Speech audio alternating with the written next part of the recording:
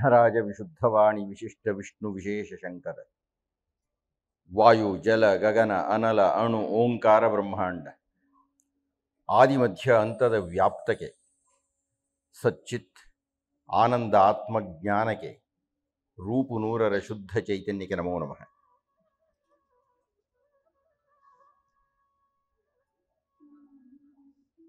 ಹನುಮಂತನ ಪ್ರವೇಶವೇ ಭಕ್ತಿ ಪ್ರವೇಶ.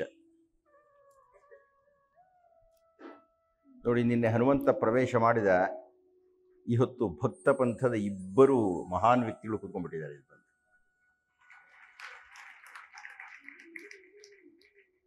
ಭಕ್ತಿಯ ಪಾರವಶ್ಯವೇ ಆಗಿರತಕ್ಕಂತಹ ಶ್ರೀ ಶ್ರೀ ಸ್ವಾಮಿಗಳು, ಆ ಭಕ್ತಿಯನ್ನು ಅಧ್ಯಯನ ಮಾಡತಕ್ಕಂತಹ ಚಾರಿತ್ರಿಕ ಶಕ್ತ ತಜ್ಞ ಚೆಲುವರಾಜನ್. ಚೆಲುವರಲ್ಲಿ ಚೆಲುವ ಶ್ರೀರಾಮ, ಪುಂಸಾಂ ಮೋಹನ ರೂಪಾಯ. ಆ ಚೆಲುವರಾಜ ಶಕ್ತಿ ಈ ಚೆಲುವರಾಜರಾಗಿ ಪಾವಗಡದಿಂದ ಬಂದಿದ್ದಾರೆ. ಶ್ರೀ ಶ್ರೀ ಯತಿರಾಜ ಸ್ವಾಮಿಗಳ ಸರಳತೆ, ಸುಭಗತೆ, ಸಾನ್ನಿಧ್ಯ, ಸೌಲಭ್ಯ. ಈ ಸೌಲಭ್ಯ ಅನ್ನೋ ಪದ ವಿಶಿಷ್ಟಾದ್ವೈತಿಗಳು ಬಹಳ ಜಾಸ್ತಿ. ಇದು ಬಹಳ ಹೆಚ್ಚು ಎಷ್ಟು ತೀವ್ರತರವಾಗಿದೆ ಅಂತಂದರೆ, ಅವರು ಪೂರ್ವಾಶ್ರಮದಲ್ಲಿದ್ದಾಗಲೇ ಈಗಲೂ ಹಾಗೆ ಇದ್ದಾರೆ. ಅವರು ನನ್ನ ಮಗನ ಉಪನಯನಕ್ಕೆ ನಮ್ಮೂರಿಗೆ ಬಂದರು. ಅಲ್ಲಿನ ಆಂಜನೇಯ ಸ್ವಾಮಿಯನ್ನು ನೋಡಿದರು. ಅವರು ಪರವಶರಾಗಿಬಿಟ್ರು. ನನಗೆ ಈ ಆಂಜನೇಯನ ಹತ್ರ ಕೂತ್ಕೊಂಡು ಇನ್ನೊಂದ್ಸಲ ಧ್ಯಾನ ಮಾಡಬೇಕಲ್ಲ ಅಂದರು. ಕೆಲವೇ ದಿವಸಗಳು ಹೇಳಿದೆ ಕೇಳದೆ ಬಂದೇ ಬಿಟ್ರಲ್ಲ ತಿರ್ಗಿ. ಅವರು ಆ ಗರ್ಭಗುಡಿಯಲ್ಲಿ ಕುಳಿತುಕೊಂಡು ಒಂದು 2-3 ಗಂಟೆ ಧ್ಯಾನ ಮಾಡಿ ವಾಪಸ್ ಹೋದರು. ಅಷ್ಟೇ ಸರಳರು. ಈಗಲೂ ಕಾಯಿ ಬಟ್ಟೆ ಬಂದಾಕ್ಷಣಕ್ಕೇನೆ ಆ ಬಿಗಿ ಬರ್ತೀಯ ಅವರಿಗೆ, ಸರಳವಾಗಿರೋರಿಗೆ. ಅವ್ರು ಹೇಳಿದ್ರು ನಾನು ಇನ್ನೊಂದು ಸಲ ಬರ್ತೀನಿ ಅಂತ, ಬಂದೇ ಬಿಟ್ಟಿದ್ದಾರೆ, ಪ್ರತ್ಯಕ್ಷರಾಗಿದ್ದಾರೆ. ಅವರ ಆಗಮನಕ್ಕೆ ನಾನು ತುಂಬ ನಮಸ್ಕಾರಗಳನ್ನು ಅರ್ಪಣೆ ಮಾಡ್ತಾ, ಸ್ವಾಮೀಜಿ ತಾವು ಆಗಮಿಸಲು ನನಗೆ ತುಂಬ ಸಂತೋಷವಾಗಿದೆ.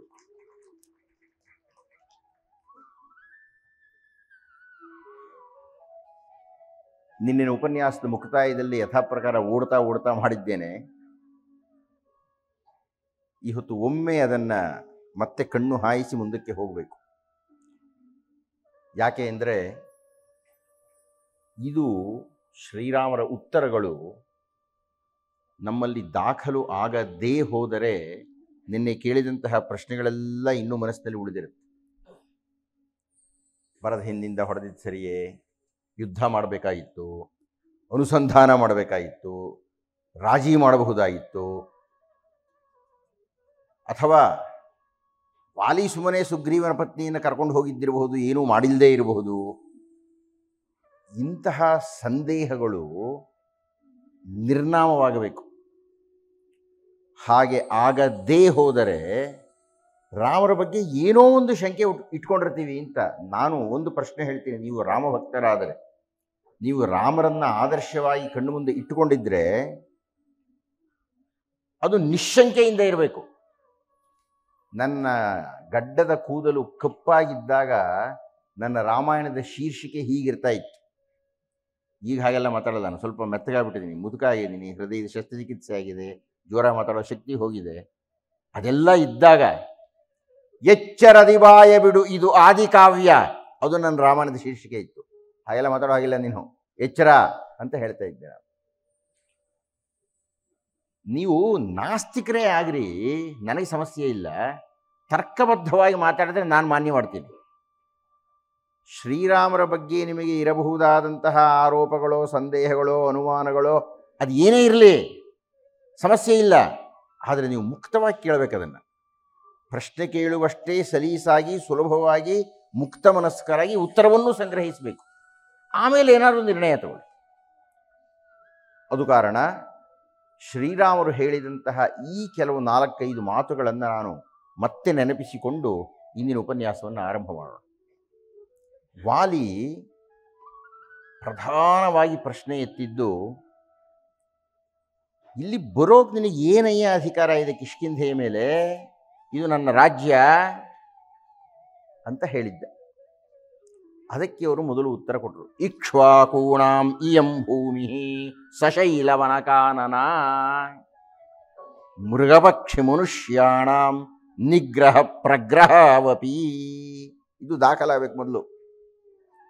ಅಂದರೆ ಶ್ರೀರಾಮರಿಗೆ ಕಿಷ್ಕಿಂಧೆಯ ಮೇಲೂ ಅಧಿಕಾರವಿದೆ. ಕರ್ನಾಟಕ ರಾಜ್ಯಕ್ಕೆ ಸಿದ್ದರಾಮಯ್ಯನವರು ಮುಖ್ಯಮಂತ್ರಿಗಳು, ಎರಡನೇ ಮಾತಿಲ್ಲ.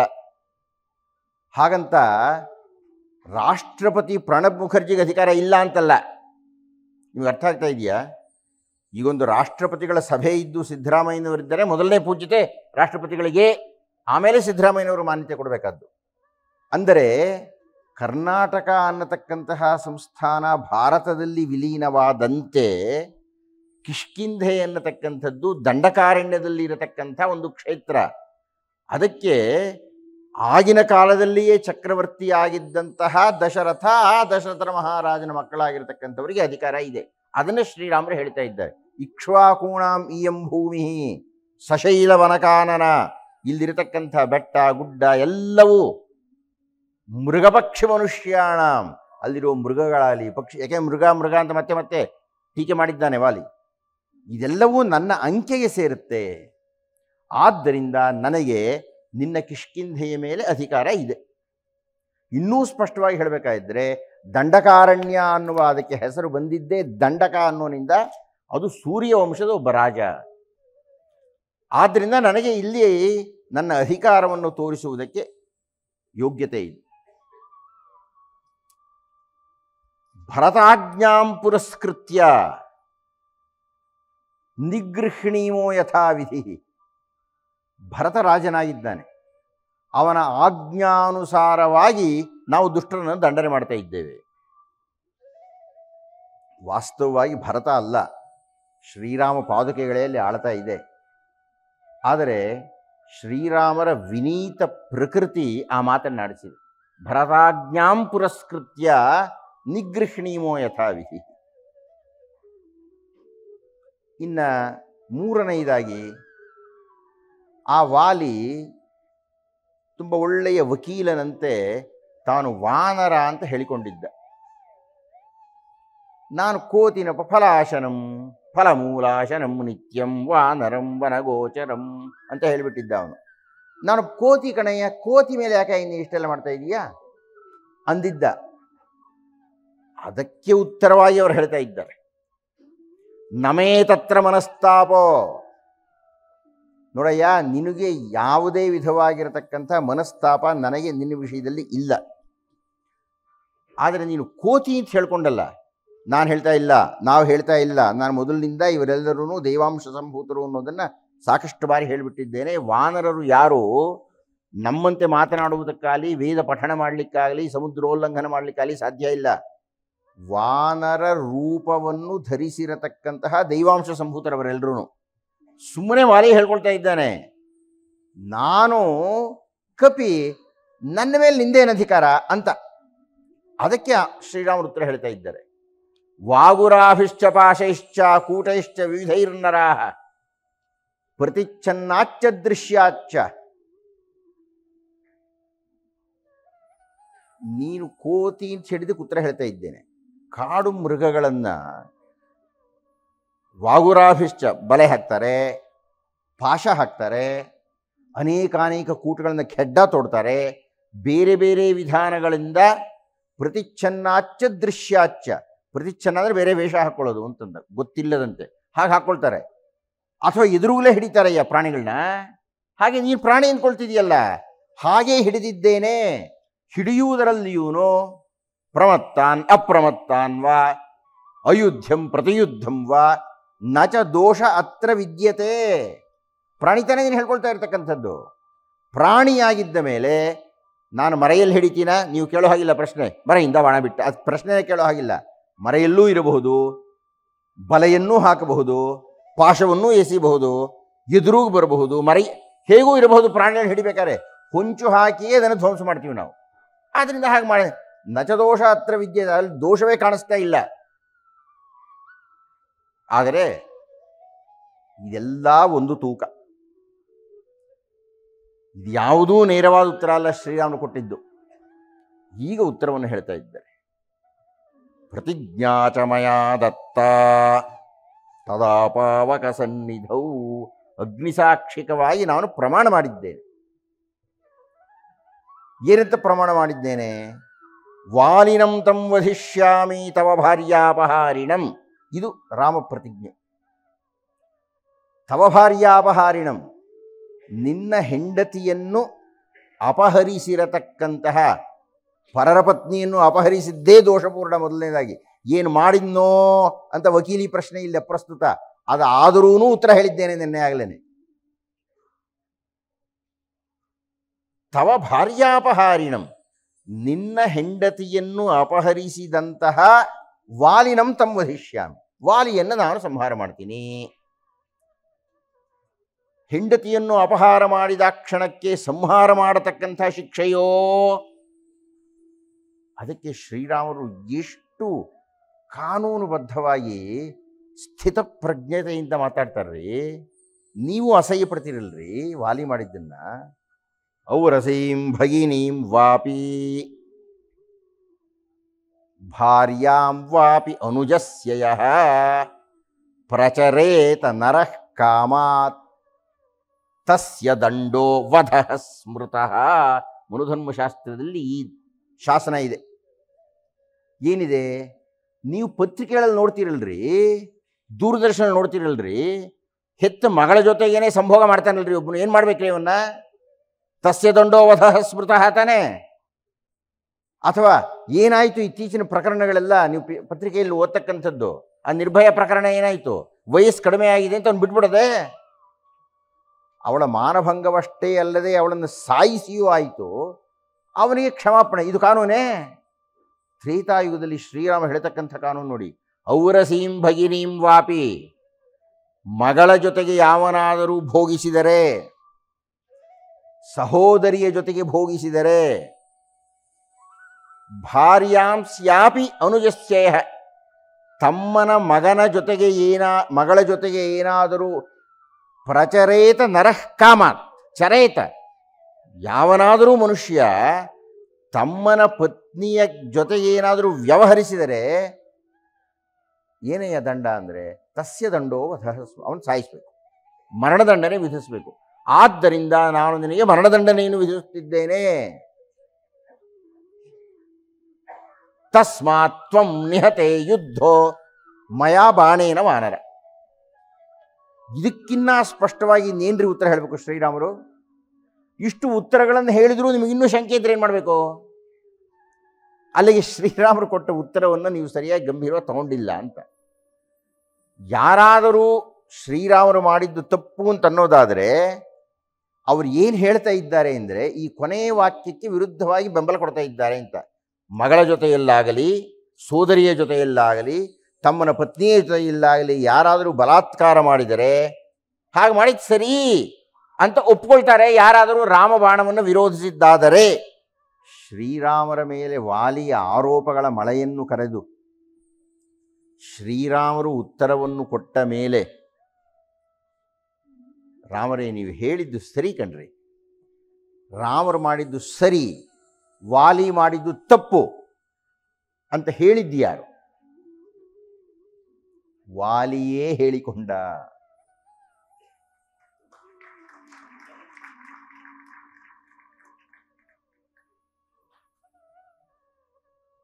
ಪ್ರಾಂಜಲಿರ್ವಾನರೋತ್ತಮ. ಆ ವಾಕ್ಯ ಮುಕ್ತಾಯ ಆಗೋದು ಹಾಗೆ, ಅಲ್ಲಿಂದ ನಾನು ಆರಂಭ ಮಾಡಬೇಕಾಗಿದೆ. ಪ್ರಾಂಜಲಿರ್ವಾನರೋತ್ತಮ, ಕೈ ಮುಗಿದು ಬಿಟ್ಟ ವಾಲಿ ಮಲಗಿದ್ದು. ಪ್ರತ್ಯುವಾಚ ತಥೋ ರಾಮಂ. ಇಷ್ಟೆಲ್ಲ ಹೇಳಿದ ಮೇಲೆ ನದೋಷಂ ರಾಘವೇ ಧನ್ಯವು, ಶ್ರೀರಾಮರಲ್ಲಿ ತಪ್ಪಿಲ್ಲ. ಧರ್ಮೇ ಅಧಿಗತ ನಿಶ್ಚಯ, ಧರ್ಮದ ವಿಷಯದಲ್ಲಿ ಏನಾದರೂ ನಿಶ್ಚಯವಾಗಿ ಮಾತನಾಡುವುದಿದ್ದರೆ ಅದಕ್ಕೆ ಶ್ರೀರಾಮರೇ ಸರಿ. ತತ್ರಾಪಿ ಖಲು ಮಯಾ ದೋಷಂ, ಏನಾದರೂ ದೋಷಗಳು ಇದ್ದರೆ ಅದು ನನ್ನಲ್ಲೇ ಇದೆ. ಅದಷ್ಟೇ ಅಲ್ಲ, ವಾಲಿಯ ಮಾತು ನೋಡಿ, ಇದಷ್ಟೇ ಅಲ್ಲ, ಅಕಸ್ಮಾತ್ ಅಪರಾಧಗಳನ್ನು ಮಾಡುವವರ ಪಟ್ಟಿ ಏನಾದರೂ ಇದ್ದರೆ ಆ ಅಪರಾಧಿಗಳ ಪಟ್ಟಿಯಲ್ಲಿ ಮೊದಲನೇ ಬಹುಮಾನ ಕೊಡಬೇಕಾದ್ ನನಗೆ. ನೀವು ಅರ್ಥ ಆಗ್ತಾ ಇದೆಯೇನ್ರಿ? ವಾಲಿಯ ಕ್ಷಮಾಪಣೆ ಕ್ಷಮಮೇ ನರೇಶ್ವರ, ಶ್ರೀರಾಮರೇ ಕ್ಷಮಿಸ್ರಿ ನನ್ನ. ಇದಕ್ಕಿನ್ನ ಇನ್ನೇನು ಬೇಕ್ರಿ ನಿಮಗೆ? ಯಾರು ಆರೋಪ ಮಾಡಿದ್ದರೋ ಆ ವಾಲಿಯೇ ಶ್ರೀರಾಮರಲ್ಲಿ ಕ್ಷಮಾಪಣೆ ಕೇಳ್ತಾ ಇದ್ದಾನೆ. ಶ್ರೀರಾಮರೇ ನೀವು ಮಾಡಿದ್ದು ಸರಿ ಅಂತ. ಇನ್ನೇನು ಬೇಕಾಗಿದೆ ನಿಮಗೆ? ಈಗಲೂ ನೀವು ಯಾಕೆ ವಿರೋಧ ಇಟ್ಕೊಂಡಿದ್ದೀರಿ? ಈಗಲೂ ಮಾತೆತ್ತರಿ ಶ್ರೀರಾಮರು ಬಾಣ ಹೊಡೆದಿದ್ದು ಸರಿಯೇ, ಮರೆಯಲ್ಲಿ ಹೊಡೆದಿದ್ದು ಸರಿಯೇ? ಯಾಕೆ ಪ್ರಶ್ನೆ ಕೇಳ್ತಾ ಇದ್ದೀರಿ? ಯಾಕೆ ಯುದ್ಧ ಮಾಡಬೇಕಾಯಿತು ಅಂತ ಇದ್ದೀರಿ? ಯುದ್ಧದ ಪ್ರಸಕ್ತಿಯಲ್ಲಿ ಬಂದಿದೆ. ಈ ಕೊನೆಯ ವಾಕ್ಯವನ್ನು ಹೇಳಿ ಆ ಪ್ರಕರಣಕ್ಕೆ ಮುಕ್ತಾಯವನ್ನು ಮಾಡೋಣ. ಶ್ರೀರಾಮರು ವಾಲಿಯ ಜೊತೆಗೆ ಯುದ್ಧ ಮಾಡಬೇಕಿಲ್ಲ, ಯುದ್ಧ ಅಪ್ರಸ್ತುತ. ಶ್ರೀರಾಮರು ನ್ಯಾಯಾಧೀಶರಾಗಿ ದಂಡನೆಯನ್ನು ವಿಧಿಸಿದ್ದಾರೆ, ಮರಣದಂಡನೆಯನ್ನು ವಿಧಿಸಿದ್ದಾರೆ. ಆದ್ದರಿಂದ ಯುದ್ಧಕ್ಕೆ ಬರಬೇಕಾಯಿತು. ಕೇಳೋ ಪ್ರಶ್ನೆಯೇ ಅಲ್ಲ ಅದು. ನೀವು ನ್ಯಾಯಾಧೀಶರೊಬ್ಬರು ದಂಡನೆಯನ್ನು ವಿಧಿಸುವಂತೆ ಶ್ರೀರಾಮರು ದಂಡನೆ ವಿಧಿಸಿದ್ದಾರೆ. ಭಾರತದಲ್ಲಿ ಉರುಳು ಹಾಕಬೇಕಪ್ಪ, ಆ ಉರುಳು ಹಾಕ್ತಕ್ಕಂಥವನು ಮುಖಕ್ಕೆ ಹಾಕ್ತಾನೆ, ಅವನಿಗೆ ಮುಖಕ್ಕೆ ಕವಚವನ್ನು ತೊಡಿಸಿ ಇರ್ತಾನೆ. ಇದು ಇಲ್ಲಿನ ವಿಧಿ. ಅಮೆರಿಕಾದಲ್ಲಿ ಹೋದರೆ ದೇಹ ತುಂಬ ತಂತಿ ಸುತ್ತಾರೆ, ವಿದ್ಯುತ್ ಬಿಡ್ತಾರೆ, ಸುಟ್ಟು ಹೋಗ್ತಾನೆ. ಕೊಲ್ಲಿ ರಾಷ್ಟ್ರ ಹೋದರೆ ಕಲ್ಲು ಹೊಡೆದು ಸಾಯಿಸ್ತಾರೆ. ಆಯಾ ದೇಶಗಳಿಗೆ ಆಯಾ ವಿಧಿಗಳು ಉಂಟು. ಈಗಿನ ಕಾಲಕ್ಕೆ, ಅಂದಿನ ಕಾಲಕ್ಕೆ ಬಾಣ ಹೊಡೆದು ಸಾಯಿಸೋದು, ಮುಂದೆ ಬರಬೇಕು ಹಿಂದೆ ಅವೆಲ್ಲ ಪ್ರಶ್ನೆ ಇಲ್ಲ. ಶಿಕ್ಷೆಯನ್ನು ಶ್ರೀರಾಮರು ಜಾರಿ ಮಾಡಿದ್ದಾರೆ, ನ್ಯಾಯವನ್ನೂ ಕೊಟ್ಟಿದ್ದಾರೆ, ಶಿಕ್ಷೆಯನ್ನು ಜಾರಿಯನ್ನೂ ಮಾಡಿದ್ದಾರೆಯೇ ವಿನಃ ಯುದ್ಧಕ್ಕೆ ಬರಬೇಕು, ಯುದ್ಧ ಮಾಡಬೇಕು, ಎದುರು ಮಾಡಬೇಕು, ಇದೆಲ್ಲ ಅಪ್ರಸ್ತುತ. ತಾರೆ ಬಂದ್ಲು. ತಾರಾ ವಿಲಾಪ ಒಂದು ದೊಡ್ಡ ಸರ್ಗ ಇದೆ. ನನಗೆ ಆ ವಿಲಾಪದಲ್ಲಿ ಅರ್ಥ ಇಲ್ಲ. ಯಾಕೆ ಅರ್ಥ ಇಲ್ಲ ಅನ್ನೋದು ನಿಮ್ಗೆ ಮುಂದೆ ಗೊತ್ತಾಗುತ್ತೆ. ಅವಳು ಹೇಳಿದ್ಲು, ಪಾದ ಮೂಲಂ ಗಮಿಚ್ಛಾಮಿ. ನನಗೆ ಯಾವ ರಾಜ್ಯ ಕಟ್ಕೊಂಡು ಏನಯ್ಯ ಮಾಡೋಣ? ನಮ್ಮ ಯಜಮಾನರೇ ಹೋದ್ಮೇಲೆ ನಾನು ನಮ್ಮ ಯಜಮಾನರ ಜೊತೆಗೆ ಸತಿ ಹೋಗ್ತೀನಿ ಅಂತ ಹೇಳಿ ಬಿದ್ದು ಒದ್ದಾಡಿ ಅದು ಎಷ್ಟೆಷ್ಟು ಹೊರಡಾಡಿಲ್ಲೋ, ಅದು ಎಷ್ಟೆಷ್ಟು ಹತ್ತಲೋ. ತಾರಾಲಾಪ ಅಂತ ಬಹಳ ಜನ ಅದನ್ನು ಪ್ರಶಂಸೆ ಮಾಡ್ತಾರೆ, ಅದರ ಬಗ್ಗೆ ಉಪನ್ಯಾಸ ಕೊಡ್ತಾರೆ. ನನಗೆ ಅದರೊಳಗೆ ಎಳ್ಳು ಮನೆಯಷ್ಟು ಇಷ್ಟೂ ಇಲ್ಲ, ನಂಬಿಕೆಯೂ ಇಲ್ಲ. ಯಾಕೆ ನಂಬಿಕೆ ಇಲ್ಲ ಅಂದರೆ, ನಾವು ಏನು ಮಾತನಾಡುತ್ತೇವೆ, ಏನು ತೋರಿಸಿಕೊಳ್ಳುತ್ತೇವೆ, ನಮ್ಮ ನಡೆನುಡಿ ಏನುಂಟು ಹಾಗೆ ನಾವು ಇರಬೇಕಲ್ರಿ.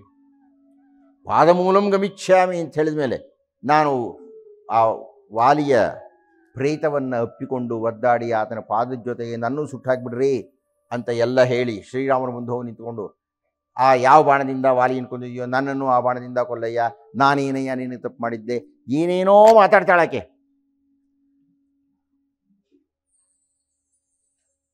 ಈ ಸುಗ್ರೀವ ನೋಡಿದರೆ ಇದ್ದಕ್ಕಿದ್ದ ಹಾಗೆ ತದ್ವಿರುದ್ಧ ಮಾತಾಡೋಕೆ ಶುರು ಮಾಡ್ಬಿಟ್ಟ. ಬಯಸಿದ್ದೆ, ಬೇಡಿದ್ದೆ, ಹೆದರಿದ್ದೆ, ಕಾಡಿದ್ದೆ, ಯಮನ ಮನೆಗಣ್ಣನನು ಅಟ್ಟಲಿಕ್ಕೆ,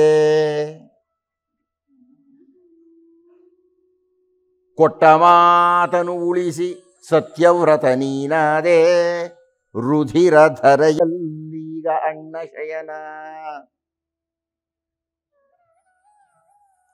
ದೇವೇಂದ್ರ ಮೆಚ್ಚಿದ್ದ ಶೂರ ಸಾಹಸಿ ಯಮನು ಕನಕಮಾಲಯನಿತ್ತು ಗೌರವಿಸಿದ, ಕಪಿಕುಲದ ನಾಯಕನು ಸಂಗ್ರಾಮ ಸಿಂಹನವ, ಒಂದೇ ಬಾಣಕ್ಕೆ ನೆಲದಿ ಬಿದ್ದ, ಸುರಪ ಧ್ವಜ ಮುರಿದಂತೆ, ಕಲ್ಪತರು ಕಡಿದಂತೆ ನೆಲದಿ ಹೊರಗಿಹನಣ್ಣ. ಎಲ್ಲ ಬಿಟ್ಟು ತಾರೆ ಅತ್ತಿಗೆಯಳು ಹೃದಯವನ್ನು ಅಲುಗಿಸಿದೆ, ಅಂಗದನ ಆಕ್ರಂದ ನಡುಗಿಸುತ್ತಿದೆ, ಕೋಟಿ ಕಪಿಗಳ ಕದಲಿಸಿದ ಎದೆಯನ್ನು, ಪಾಪ ಶಂಕೆಯ ಭೀತಿ ಸುಡುತ್ತಲಿಹುದು. ಸುಗ್ರೀವನಿಗೆ ಹಾಗನ್ನಿಸ್ತಾ ಇದೆ. ಇಲ್ಲಿ ತನಕ ಏನಾದರೂ ಮಾಡಿ ವಾಲಿಯನ್ನು ಸಾಯಿಸಬೇಕು ಅಂತ ಪ್ರಯತ್ನ ಪಡ್ತಾ ಇದ್ದ, ಹೇಳ್ತಾ ಇದ್ದ, ಪ್ರೋತ್ಸಾಹಿಸ್ತಾ ಇದ್ದ, ಸಂದೇಹವನ್ನು ವ್ಯಕ್ತಪಡಿಸ್ತಾ ಇದ್ದ, ರಾಮನನ್ನೂ ಪರೀಕ್ಷಿಸಿಬಿಟ್ಟಿದ್ದ. ಈಗ ವಾಲಿ ಸತ್ತು ಬಿದ್ದ ಮೇಲೆ ನಮ್ಮ ರಾಜಕೀಯ ನಾಯಕರು ಸಾಯೋ ತನಕ ಬೈದು ಬೈದು ಸತ್ತ ಮೇಲೆ ಹೋಳೋಕೆ ಶುರು ಮಾಡಿದಾಗೆ ವಿರೋಧ ಪಕ್ಷದವ್ರನ್ನ. ಹಾಗೆ ಸುಗ್ರೀವ ಶುರು ಮಾಡಿದ್ದಾನೆ, ಹೊಗಳ್ತಾ ಇದ್ದಾನೆ. ಈಗ ರಾಮರೇನ್ರಿ ಮಾಡಬೇಕು? ಒಂದು ಕಡೆ ತಾರೆ ಆಡ್ತಾ ಇದ್ದಾಳೆ, ಒಂದು ಕಡೆ ಸುಗ್ರೀವ ನಂಗೆ ಬ್ಯಾಡ್ಲೇ ಬೇಡಪ್ಪ ಅಂತ ಇದೆ. ಈ ಶ್ರೀರಾಮರು ಏನು ಮಾಡೋ? ಅವ್ರಿಗೆ ಸಂಬಂಧವೇ ಇಲ್ಲ, ಇದು ಸಂಬಂಧ ಇಲ್ಲ, ಅದು ಸಂಬಂಧ ಇಲ್ಲ. ನಮ್ಮಣ್ಣ ವಾಲಿ ಔದಾರ್ಯದಲ್ಲಿ ಮೇರು. ನೀವು ಹೋಳಿದ್ದೆ ಮೊದಲೆಲ್ಲ ಏನು ಹೇಳ್ತಾ ಇದ್ದ ಅವನು? ತಪ್ಪನ್ನು ತಿಳಿದಿದ್ದ ನನ್ನ ಹೊಡೆದಿದ್ದ,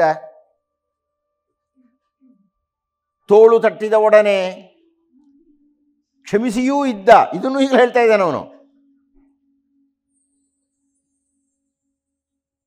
ನನ್ನಣ್ಣ ಎಂದು ಜೀವವನ್ನು ತೆಗೆದಿಲ್ಲ, ನಾನೆಂಥ ದುಷ್ಟನಿಹೇ ಅಣ್ಣ ಪ್ರಾಣವ ತೆಗೆದೆ. ಕಿಷ್ಕಿಂಧೆ ಅಣ್ಣನದೇ ಋಷ್ಯಮೂಕವೇ ಸಾಕು. ರಾಮರೇನ್ರಿ ಮಾಡ್ಬೇಕು ಇವಾಗ?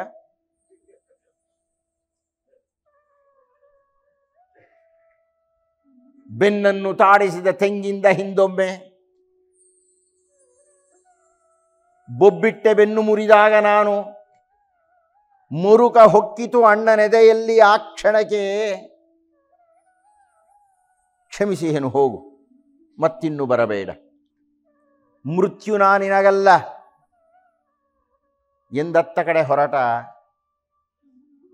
ಔದಾರ್ಯ ಅಣ್ಣನದು, ಗೋಣು ಮುರಿಯದೆ ಹೋದ. ನಾನೆಂಥ ಕಡುಪಾಪಿ, ರಾಜ್ಯಕ್ಕೆ ಸೌಖ್ಯಕ್ಕೆ ಅಣ್ಣನನ್ನು ಕೊಲ್ಲಿಸಿದೆ ಪದವಿಗಾಗಿ. ವೀರರಾಮರೇ, ಕಿಷ್ಕಿಂಧೆಯೂ ಬೇಡ, ಕಪಿಸೈನ್ಯವೂ ಬೇಡ, ರಾಜ್ಯವೂ ಬೇಡನೆಗೆ. ಋಷ್ಯಮೂಕವೇ ಸಾಕು. ಫಲಮೂಲ ತಿನ್ನುತ್ತ ವಾನಪ್ರಸ್ಥವ ಹೊತ್ತು ಇಲ್ಲಿಯೇ ಮಲಗಿರುವೆ. ಈಗ ರಾಮರೇನು ಮಾಡಬೇಕು? ಸುಗ್ರೀವ ನಂಗೆ ರಾಜ್ಯವೇ ಬೇಡ ಅಂತ ಇದ್ದಾನೆ. ತಾರೆ ಹತ್ತು ಒದ್ದಾಡ್ತಾ ಇದ್ದಾಳೆ. ಮತ್ತೆ ಮತ್ತೆ ಈ ಒಂದು ಅಂಶವನ್ನು ನೆನಪಿಸಿಕೊಳ್ಳೋಣ. ತತ್ರತ್ವಂ ಮಾನುಷೋ ಭೂತ್ವ, ನೀನು ಮನುಷ್ಯ ರೂಪದಲ್ಲಿಯೇ ಬರಬೇಕು ಅನ್ನುವುದು ಬ್ರಹ್ಮಾಪೇಕ್ಷೆ. ಬಂದಿರುವವರು ಯಾರೋ? ವಿಷ್ಣು ಪುತ್ರತ್ವಮಾಗಚ್ಚ, ಅದು ಬ್ರಹ್ಮನ ಕರೆಯೇ. ವಿಷ್ಣುವೇ ಬಂದಿರತಕ್ಕದ್ದು. ಆದರೆ ವಿಷ್ಣುವಿಂದಾಗಲಿ ಮುಂದೆ ಬರತಕ್ಕಂಥ ಕೃಷ್ಣನದಾಗಲಿ ಯಾವುದೂ ಪವಾಡಗಳನ್ನೋ ಮಂತ್ರಶಕ್ತಿಯನ್ನೋ ಮೆರೆಯುವಂತಿಲ್ಲದ ಮನುಷ್ಯ ಮಿತಿ.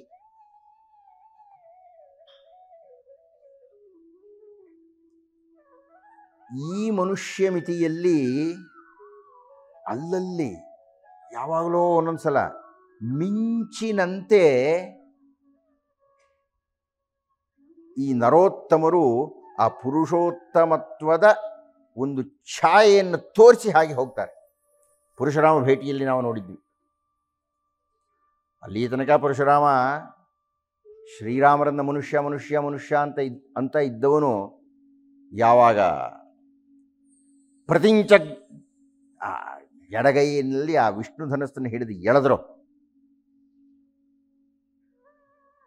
ಹಸ್ತಾಲ್ಲಘು ಪರಾಕ್ರಮ, ಅವರು ಮುಟ್ಟುತ್ತಾ ಇದ್ದಾಗೆ ಪರಶುರಾಮ ಹೇಳಿಬಿಟ್ರು, ಅಕ್ಷಯ್ಯಂ ಮಧುಹಂತಾರಂ ಜಾನಾಮಿ ತ್ವಾಂ ಸುರೋತ್ತಮಂ ಧನುಷೋ ಅಸ್ಯ ಪರಾಮರ್ಶಾತ್ ಸ್ವಸ್ತಿತೆ ಅಸ್ತು ಪರಂತಪ. ಆ ಕ್ಷಣವೊಂದರಲ್ಲಿ ಆತ ಮಾಧವ, ಮಧುಹಂತಾರ, ಮಧುಕೈಟಭರನ್ನ ನಾಶ ಮಾಡಿದಂತಹವನು ಅಂತ ಒಂದು ಕ್ಷಣದಲ್ಲಿ ಪರಶುರಾಮರಿಗೆ ಹಾಗಂದು ಹೀಗೆ ಹೋದರು ಶ್ರೀರಾಮರು. ಅಂಥದ್ದೇ ಪ್ರಸಂಗ ಈಗ. ಸುಗ್ರೀವ ಆಳ್ತಾ ಇದ್ದಾನೆ, ತಾರೆ ಆಳ್ತಾ ಇದ್ದಾರೆ, ಕಪಿಗಳೆಲ್ಲ ಕೂಗಾಡ್ತಾ ಇದೆ. ಈಗ ಇಡೀ ದುಃಖದ ಸನ್ನಿವೇಶ.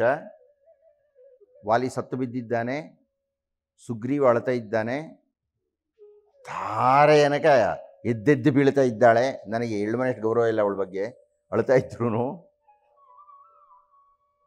ಇಡೀ ಆ ಪ್ರಸಂಗವೇ ಶೋಕಮಯವಾಗಿಬಿಟ್ಟಿದೆ. ಶ್ರೀರಾಮರೊಬ್ಬರು ಹೇಗಿರ್ತಾರೆ ಸ್ಥಿತಪ್ರಜ್ಞರಾಗಿ? ಸಂಜಾತ ಭಾಷ್ಪ ಪರವೀರ ಹಂತ.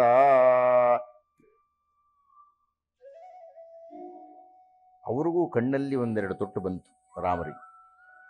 ಸಂಜಾತ ಭಾಷ್ಪ.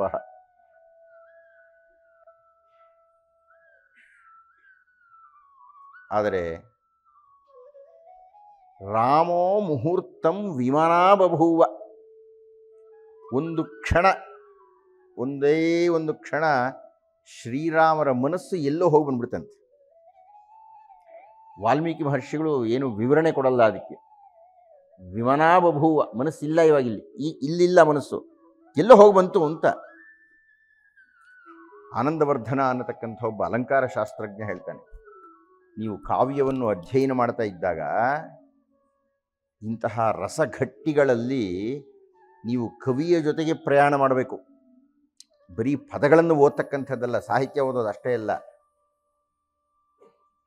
ಹೀಗಾಗಿ ಆ ವಿಮನಾ ಬಭೂವ, ಎಲ್ಲೋ ಆ ಮನಸ್ಸು ಒಂದು ಅರೆಕ್ಷ ಹಾಗೆ ಹೋಗಿ ಹೀಗೆ ಬಂತಲ್ಲ, ಎಲ್ಲಿಗೆ ಹೋಗಿ ಬಂತದು? ಎಲ್ಲಿಗೆ ಹೋಗಿ ಬಂತು ಅಂದರೆ ಬಹುಶಃ ಒಂದು 10 ದಿವಸ ಆ ಕಡೆ ಹೋಗಿ ದೃಶ್ಯ ನೋಡ್ಕೊಂಡು ಬಂದ್ಬಿಡ್ತೆ ವಾಪಸ್. ಇಷ್ಟೆಲ್ಲ ತಾರೆ ಬಗ್ಗೆ ಯಾಕಷ್ಟು ತಿರಸ್ಕಾರ ಪೂರ್ವಕವಾಗಿ ನಾನು ಮಾತಾಡ್ತಾ ಇದ್ದೀನಿ ಅಂದರೆ, ಆ ಅಧ್ಯಾಯದ ಬಗ್ಗೆನೇ ಬೆಲೆ ನನಗಿಲ್ಲ ಅಂದರೆ, ಶ್ರೀರಾಮರು ಹಾಗೆ ಹೋಗಿ ನೋಡ್ಕೊಂಡು ಬಂದಿದ್ದಾರ್ರೀ ಒಂದಷ್ಟು ದಿವಸ ಆದಮೇಲೆ ಪರಿಸ್ಥಿತಿ ಏನಿದೆ ಅಂತ.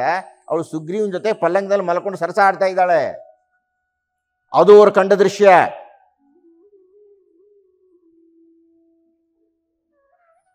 ಅದಕ್ಕೆ ತಾರೆಯನ್ನು ಕರೀತಾರೆ ಬಾಯಿಲ್ಲಿ. ಅವಳನ್ನ ಕಪಿಗಳು ಹತ್ತಿರ ಕರ್ಕೊಂಡು ಬರ್ತಾರೆ.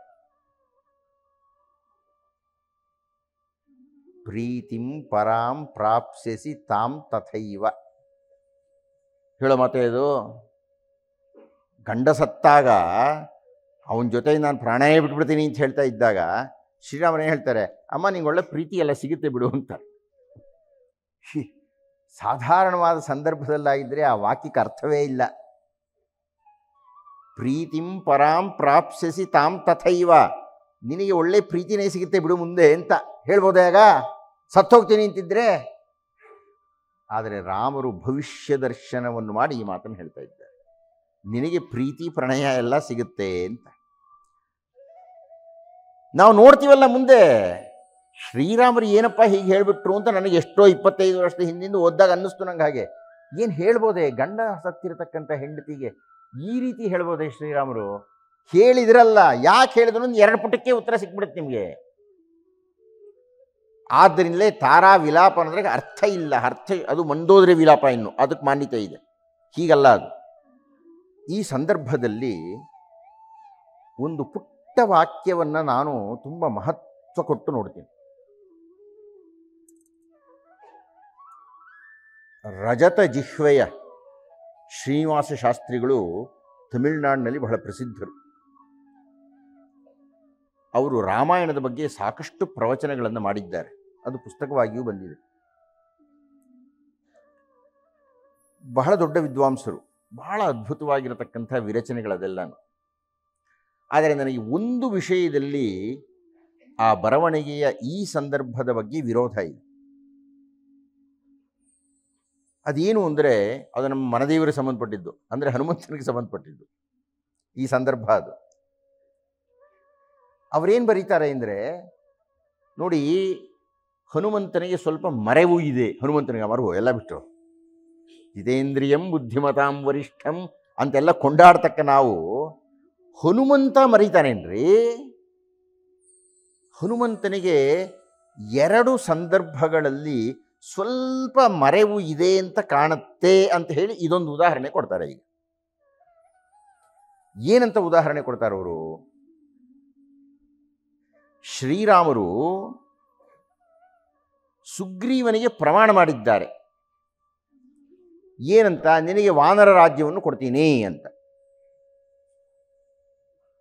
ಅದು ಹನುಮಂತನ ಸಾಕ್ಷ್ಯದಲ್ಲೇ ಇದೆ, ಅಗ್ನಿಸಾಕ್ಷಿಕವಾಗಿ ಆದಂಥ ಪ್ರಮಾಣ ಅದು.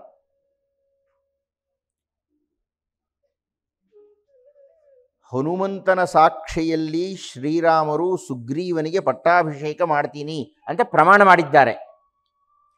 ಹಾಗೆ ಮಾಡಿದ್ದು ಹನುಮಂತನಿಗೆ ಗೊತ್ತಿದ್ದರೂ ಹೀಗೆ ಹೇಳ್ಬೋದ? ಈಗ ಹೀಗೆ ಹೇಳುವುದರ ಮೂಲಕ ಬಹುಶಃ ಹನುಮಂತ ಏನಾದರೂ ರಾಮ ಹೇಳಿದ್ದನ್ನು ಮರ್ತನೋ ಅಂತ ಅವರು ತಮ್ಮ ಶಂಕೆಯನ್ನು ವ್ಯಕ್ತಪಡಿಸ್ತಾರೆ. ಏನಂತ ಹನುಮಂತ ಹೇಳಿದ? ಸಂಸ್ಕಾರ್ಯೋ ಹರಿರಾಜಶ್ಚ, ಸಮಸ್ಯೆ ಎಲ್ಲ ಅದು. ಅಂಗದಶ್ಚಾಭಿಷಿಚ್ಯತಾಂ, ತಾರೆಗೆ ಸಮಾಧಾನ ಮಾಡ್ತಾ ಹನುಮಂತ ಹೇಳ್ತಾ ಇದ್ದ. ಸಂಸ್ಕಾರ್ಯೋ ಹರಿರಾಜಶ್ಚ, ಈಗ ವಾಲಿಗೆ ಸಂಸ್ಕಾರವನ್ನು ಮಾಡಿಬಿಡು. ಅಂಗದಶ್ಚಾಭಿಷಿಚ್ಯತಾಂ, ಅಂಗದನಿಗೆ ಪಟ್ಟವನ್ನು ಕಟ್ಟೋಣ ಅಂತ ಹನುಮಂತ ಹೇಳ್ದ. ಯಾಕೆ ಹನುಮಂತನಿಗೆ ಶ್ರೀರಾಮರು ಹೇಳಿದ್ ಗೊತ್ತಿಲ್ವೇ? ಅಗ್ನಿಸಾಕ್ಷಿಕವಾಗಿ ಶ್ರೀರಾಮರು ಹೇಳಿಬಿಟ್ಟಿದ್ದಾರಲ್ಲ. ಅಗ್ನಿಸಾಕ್ಷಿಕವಾಗಿ ಶ್ರೀರಾಮರು ಹೇಳಿದ್ದಕ್ಕೆ ವಿರುದ್ಧವಾಗಿ ಹನುಮಂತ ಹೀಗೆ ಹೇಳ್ತಾ ಇದ್ದಾನೆ ಅಂದರೆ ಅಲ್ಲಿಗೆ ಹನುಮಂತನಿಗೆ ಮರ್ತ ಹೋಗ್ಬಿಟ್ಟಿದೆ ಶ್ರೀರಾಮರು ಹೇಳಿದ್ದು. ನನಗೆ ಹಾಗೆ ಅನ್ಸಲ್ಲ. ಅಷ್ಟು ಮರೆವು ಹನುಮಂತನಿಗೆ ಇಲ್ಲ, ಸಾಧ್ಯವೇ ಇಲ್ಲ. ಹನುಮಂತನ ಹೆಸರು ಹೇಳಿದವರಿಗೆ ಸಾಧ್ಯ ಇಲ್ಲ, ಇನ್ನು ಹನುಮಂತನಿಗಿರುತ್ತೆಯೇ?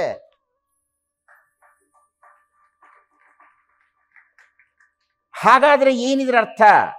ಇದರ ಅರ್ಥ ಏನು ಅಂದರೆ, ಇದು ಹನುಮಂತನ ನ್ಯಾಯಬುದ್ಧಿ, ಹನುಮಂತನ ರುಜುತ್ವ, ಹನುಮಂತನ ಶುದ್ಧ ಗ್ರಹಣ, ಹನುಮಂತನ ಅಕಂಪಿತ ತೀರ್ಪು ಅದು.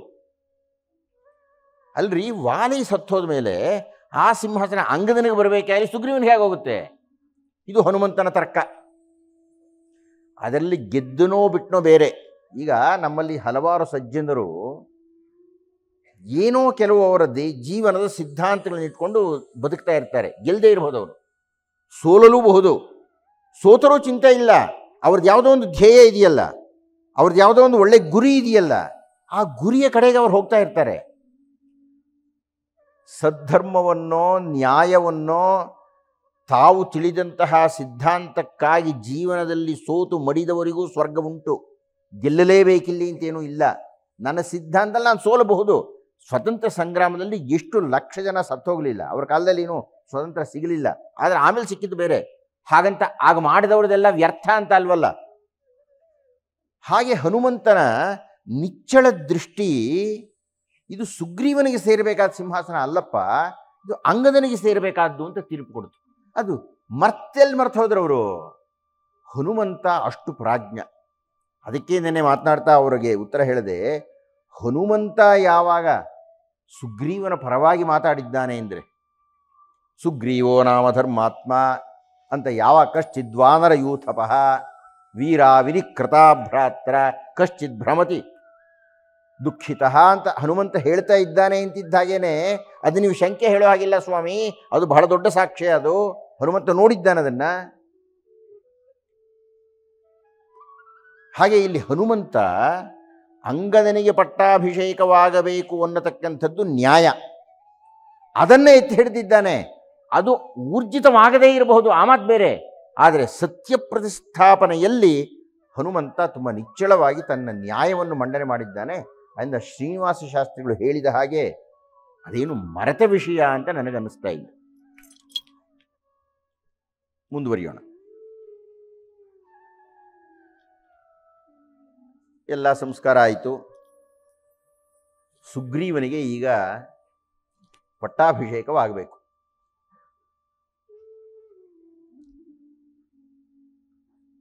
ಪಟ್ಟಾಭಿಷೇಕವಾಗುವುದಕ್ಕೆ ಎಲ್ಲ ಸಿದ್ಧತೆಗಳು ನಡೀತಾ ಇದೆ. ಹನುಮಂತ ಬಂದು ಶ್ರೀರಾಮರನ್ನು ಸ್ವಾಗತ ಮಾಡ್ತಾರೆ. ಗುಹನ ಸಂದರ್ಭದಲ್ಲಿ ಇದನ್ನು ಹೇಳಿದ್ದೆ ನಿಮಗೆ, ಶಬರಿಯ ಸಂದರ್ಭದಲ್ಲೂ ಇದನ್ನು ನಿಮಗೆ ನೆನಪಿಸಿದ್ದೆ. ಶ್ರೀರಾಮರದು ಅಪರಿಗ್ರಹ ವ್ರತ ಅಂತ. ಗುಹನ ಆತಿಥ್ಯವನ್ನು ಸ್ವೀಕರಿಸದ ಶ್ರೀರಾಮರು, ಶಬರಿ ಏನೋ ಎಂಜಲ್ ಮಾಡಿಕೊಟ್ಲು ಹಣ್ಣು, ಅದೆಲ್ಲ ಅಸಹ್ಯವಾದಂಥದ್ದು. ಶ್ರೀರಾಮರು ಆ ಹಣ್ಣನ್ನು ಮುಟ್ಲಿಲ್ಲ. ಅದೆಲ್ಲ ಭಕ್ತಿಯ ಹಿನ್ನೆಲೆಯಲ್ಲಿ ವಿವರಣೆ ಕೊಡೋದು ಬೇರೆ. ಆದರೆ ವಾಲ್ಮೀಕಿ ರಾಮಾಯಣದ ಪ್ರಕಾರ ಶಬರಿಯ ಎಂಜಲು ಹಣ್ಣನ್ನು ತಿನ್ನತಕ್ಕಂಥ ಕರ್ಮ ಶ್ರೀರಾಮರಿಗೆ ಬರಲಿಲ್ಲ, ಅವರು ಮುಟ್ಲೂ ಇಲ್ಲ ಅದನ್ನು. ಈಗ ಅದಕ್ಕೆ ಅತ್ಯಂತ ಸಬಲವಾದ ಮಾತನ್ನು ಶ್ರೀರಾಮರ ಬಾಯಿನಲ್ಲೇ ವಾಲ್ಮೀಕಿ ಮಹರ್ಷಿಗಳು ಹೇಳಿಸ್ತಾರೆ. ಹನುಮಂತ ಬಂದು ಶ್ರೀರಾಮರನ್ನು ಕರೆದ. ಪಟ್ಟಾಭಿಷೇಕ ಆಗ್ತಾ ಇದೆ ಸ್ವಾಮಿ, ತಾವು ದಯವಿಟ್ಟು ಬನ್ನಿ. ಶ್ರೀರಾಮರ ಮಾತು ನೋಡ್ರಿ, ನಾನು ಮತ್ತೆ ಮತ್ತೆ ಇದನ್ನು ಹೇಳಬೇಕು, ನಮ್ಮ ಯಾವುದೇ ಒಬ್ಬ ವ್ಯಕ್ತಿಯ ಯೋಗ್ಯತೆ ನಿರ್ಣಯ ಆಗತಕ್ಕಂಥದ್ದು ಪರೀಕ್ಷೆಗೆ ಸಿಲುಕಿದಾಗ ಅಂತ, ಮತ್ತು ಏಕಾಂತದಲ್ಲಿ ಇದ್ದಾಗ ಅಂತ. ಎಲ್ಲರೂ ಇದ್ದಾಗ ನಾವು ಹೇಗೋ ಎಲ್ರಿಗೂ ಸಮಾಧಾನ ಮಾಡೋ ಹಾಗೆ ವರ್ತಿಸ್ತೀವಿ. ನಾನೊಬ್ಬನೇ ಇದ್ದಾಗ ಅಥವಾ ನನ್ನೊಬ್ಬನಿಗೆ ಅಗ್ನಿ ಪರೀಕ್ಷೆ ಏರ್ಪಟ್ಟಾಗ ನಾನು ಎಷ್ಟು ನಿಷ್ಠರನಾಗಿರ್ತೀನಿ ಎನ್ನುವುದು ಬಹಳ ಪ್ರಧಾನ.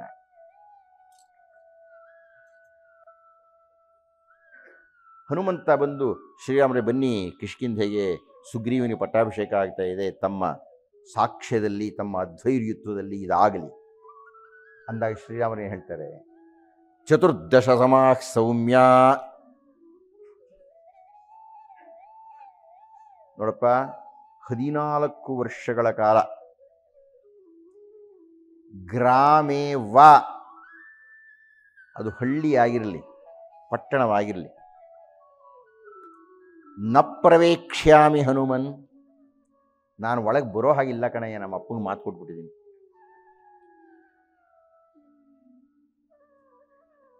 ನಾನು ನಮ್ಮ ತಂದೆಗೆ ಮಾತು ಕೊಟ್ಟೇ ಇಲ್ಲ. ಹಾಗೆ ನೋಡಿದರೆ ಅಮ್ಮ ಹೇಳಿಲ್ಲು ಅಂತ ಮುಂದೆ ಬಂದಿದ್ದಾನಾತ. ನೀವು ಧಾರ್ಮಿಕನಾಗಿರಬೇಕು, ತಪಸ್ವಿಯಾಗಿರಬೇಕು, ದಂಡಕಾರಣ್ಯದ ಇಷ್ಟು ಹೇಳಿರೋ ಕಾರಣದಿಂದ ನಾನು ನ ಪ್ರವೇಕ್ಷ್ಯಾಮಿ ಹನುಮನ್, ನಾನು ಒಳಗೆ ಬರುವಂತಿಲ್ಲ. ಹೋಗಲೇ ಇಲ್ವಲ್ರಿ, ಲಕ್ಷ್ಮಣನಿಗೆ ಹೇಳಿದರು. ಅಂದರೆ ಶ್ರೀರಾಮರ ನಡೆಯನ್ನು ನೀವು ಎಷ್ಟು ತೀವ್ರವಾಗಿ ನೋಡಬೇಕು ಅಂದರೆ, ಮಾತು ಕೊಟ್ಟಿದ್ದಷ್ಟೇ ಅಲ್ಲ, ಯಾರಿಗೆ ಮಾತು ಕೊಟ್ಟಿದ್ದರೋ ಅವರ ಗೈರು ಹಾಜರಿಯಲ್ಲಿಯೂ ಅದನ್ನು ಅನುಷ್ಠಾನಕ್ಕೆ ತರ್ತಾರೆ ಅವರು.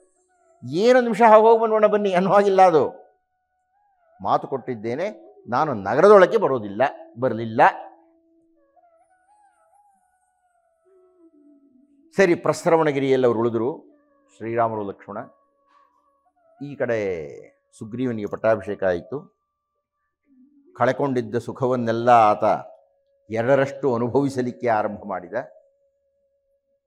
ರುಮೆಯ ಜೊತೆಗೆ ತಾರೆಯೂ ಸ್ವೀಕರಿಸಲ್ಪಟ್ಟಳು. ಈಗ ಇದಕ್ಕೊಂದು ಉತ್ತರ ಹೇಳ್ಬಿಡ್ಬೇಕು ನಾನು, ಇಲ್ಲದೇ ಇರೋದೊಂದು ದೊಡ್ಡ ಭೂತ ನಮ್ಮ ತಲೆಯಲ್ಲಿರುತ್ತೆ. ಬಹಳ ಜನ ಈ ಪ್ರಶ್ನೆಯನ್ನು ಕೇಳಿದ್ದಾರೆ ನನಗೆ.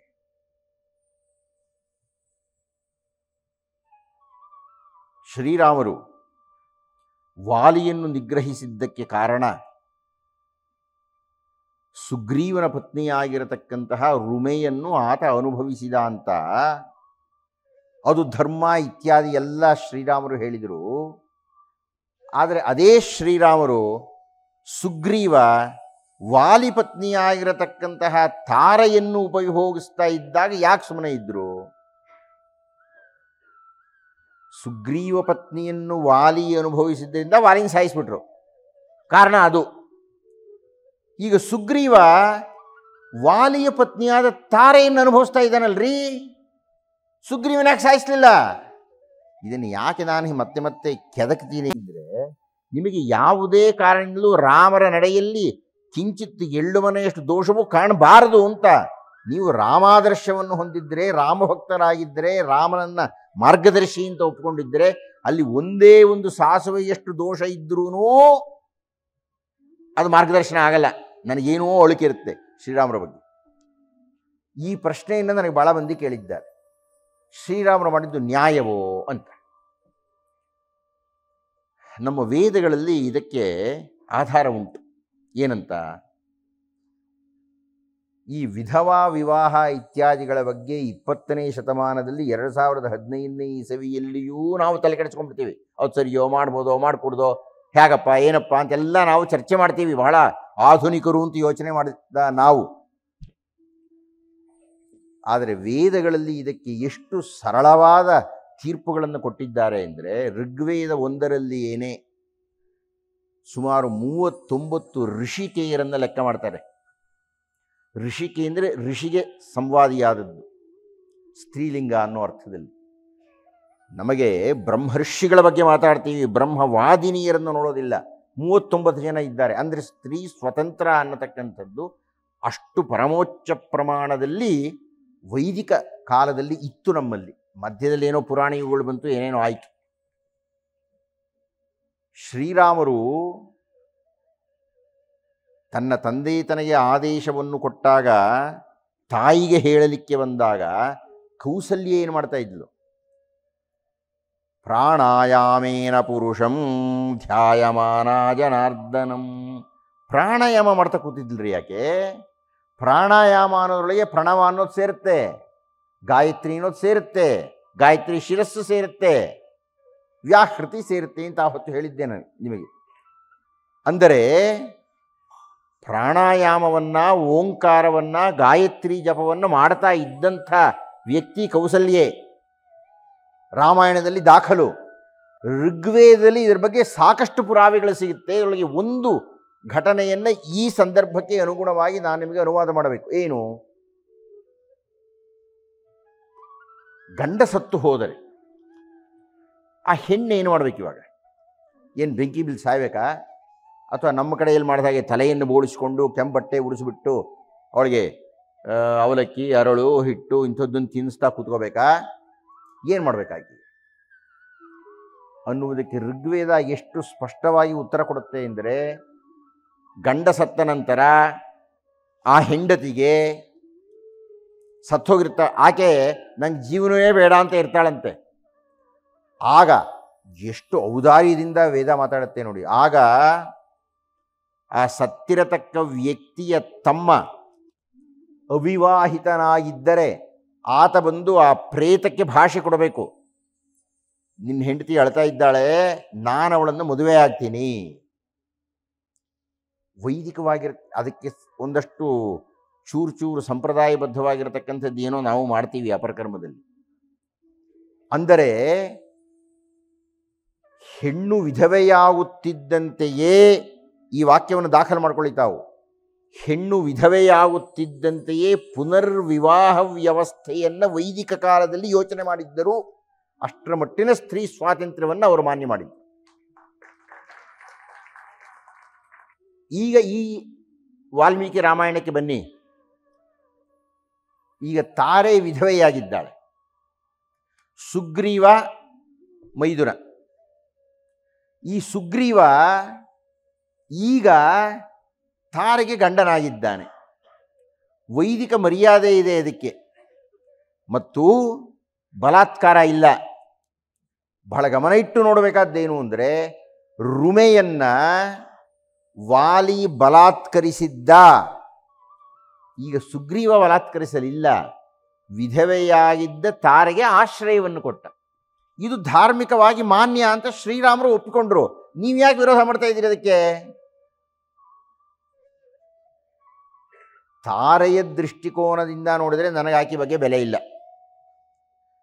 ಆದರೆ ಶ್ರೀರಾಮರ ದೃಷ್ಟಿಕೋನದಿಂದ ನೋಡಿದರೆ ಅನಾಥಳಾಗಿದ್ದಾಳೆ, ನಾಥ ಹೋಗಿದ್ದಾನೆ, ವೈದಿಕ ಮರ್ಯಾದೆ ಇದೆ, ಸುಗ್ರೀವ ಆಕೆಯನ್ನು ಪತ್ನಿಯಾಗಿ ಸ್ವೀಕರಿಸಿದ್ದಾನೆ ಅಂತ ಅಂದುಬಿಟ್ಟಿರ್ಬೇಕವರು. ಇದೆಲ್ಲ ಚರ್ಚೆ ನಡೆದಿಲ್ಲ. ಆದರೆ ನಿಮ್ಮ ಪ್ರಶ್ನೆ ಕೇಳಿದ್ರೆ ಅದಕ್ಕೊಂದು ಉತ್ತರ ಇರಬೇಕಲ್ಲ. ಶ್ರೀರಾಮರು ಯಾಕೆ ಸುಮ್ಮನೆ ಇದ್ದರು, ಸುಗ್ರೀವನ ಯಾಕೆ ಸಾಯಿಸಲಿಲ್ಲ ಅಂತ ಅನ್ನೋದಕ್ಕೆ. ಅಲ್ಲಿ ಆ ಪ್ರಸ್ರವಣಗಿರಿಯಲ್ಲಿ ಅವರು ಸೀತೆಯನ್ನು ನೆನಪಿಸ್ಕೊಂಡು ಗೋಳಾಡಿದರು, ಒದ್ದಾಡಿದರು, ಅದೆಲ್ಲ ಸಾಕಷ್ಟು ನಡೆಯುತ್ತೆ. ಸೀತೆಯನ್ನು, ಉತ್ತರಕಾಂಡವನ್ನು ನಂಬುವುದಾದರೆ ಸೀತೆಯನ್ನು ಕಾಡಿಗೆ ಅಟ್ಟಿದರು ಶ್ರೀರಾಮರು, ಎಂಥ ಕಟುಕರು ಅಂತೆಲ್ಲ ಬೈಯತಕ್ಕಂಥವರು ಈ ಸರ್ಗವನ್ನು ನೋಡಬೇಕು. ಪಾಪ ಪತ್ನಿಗಾಗಿ ಎಷ್ಟು ಪರಿತಪಿಸಿದ, ಎಷ್ಟು ಒದ್ದಾಡದ, ಎಷ್ಟು ನೊಂದುಕೊಂಡ ಇತ್ಯಾದಿ ಎಲ್ಲ. ಅವರು ಯಾರು ಶ್ರೀರಾಮರು ಸೀತೆಯನ್ನು ಕಾಡಿಗೆ ಕಳಿಸಿದರು ಅಂತ ಟೀಕೆ ಮಾಡ್ತಾರೋ ಅವರು ಈ ಸರ್ಗಗಳನ್ನು ಓದಬೇಕು. ಸೀತೆಯನ್ನು ಎಷ್ಟು ಪ್ರೇಮಿಸ್ತಾ ಇದ್ರು ಶ್ರೀರಾಮರು, ಎಷ್ಟು ಮಾನ್ಯತೆ ಕೊಡ್ತಾ ಇದ್ರು, ಎಷ್ಟು ಬೆಲೆ ಕೊಡ್ತಾ ಇದ್ರು ಅನ್ನೋದನ್ನು ನೋಡೋದಕ್ಕೆ.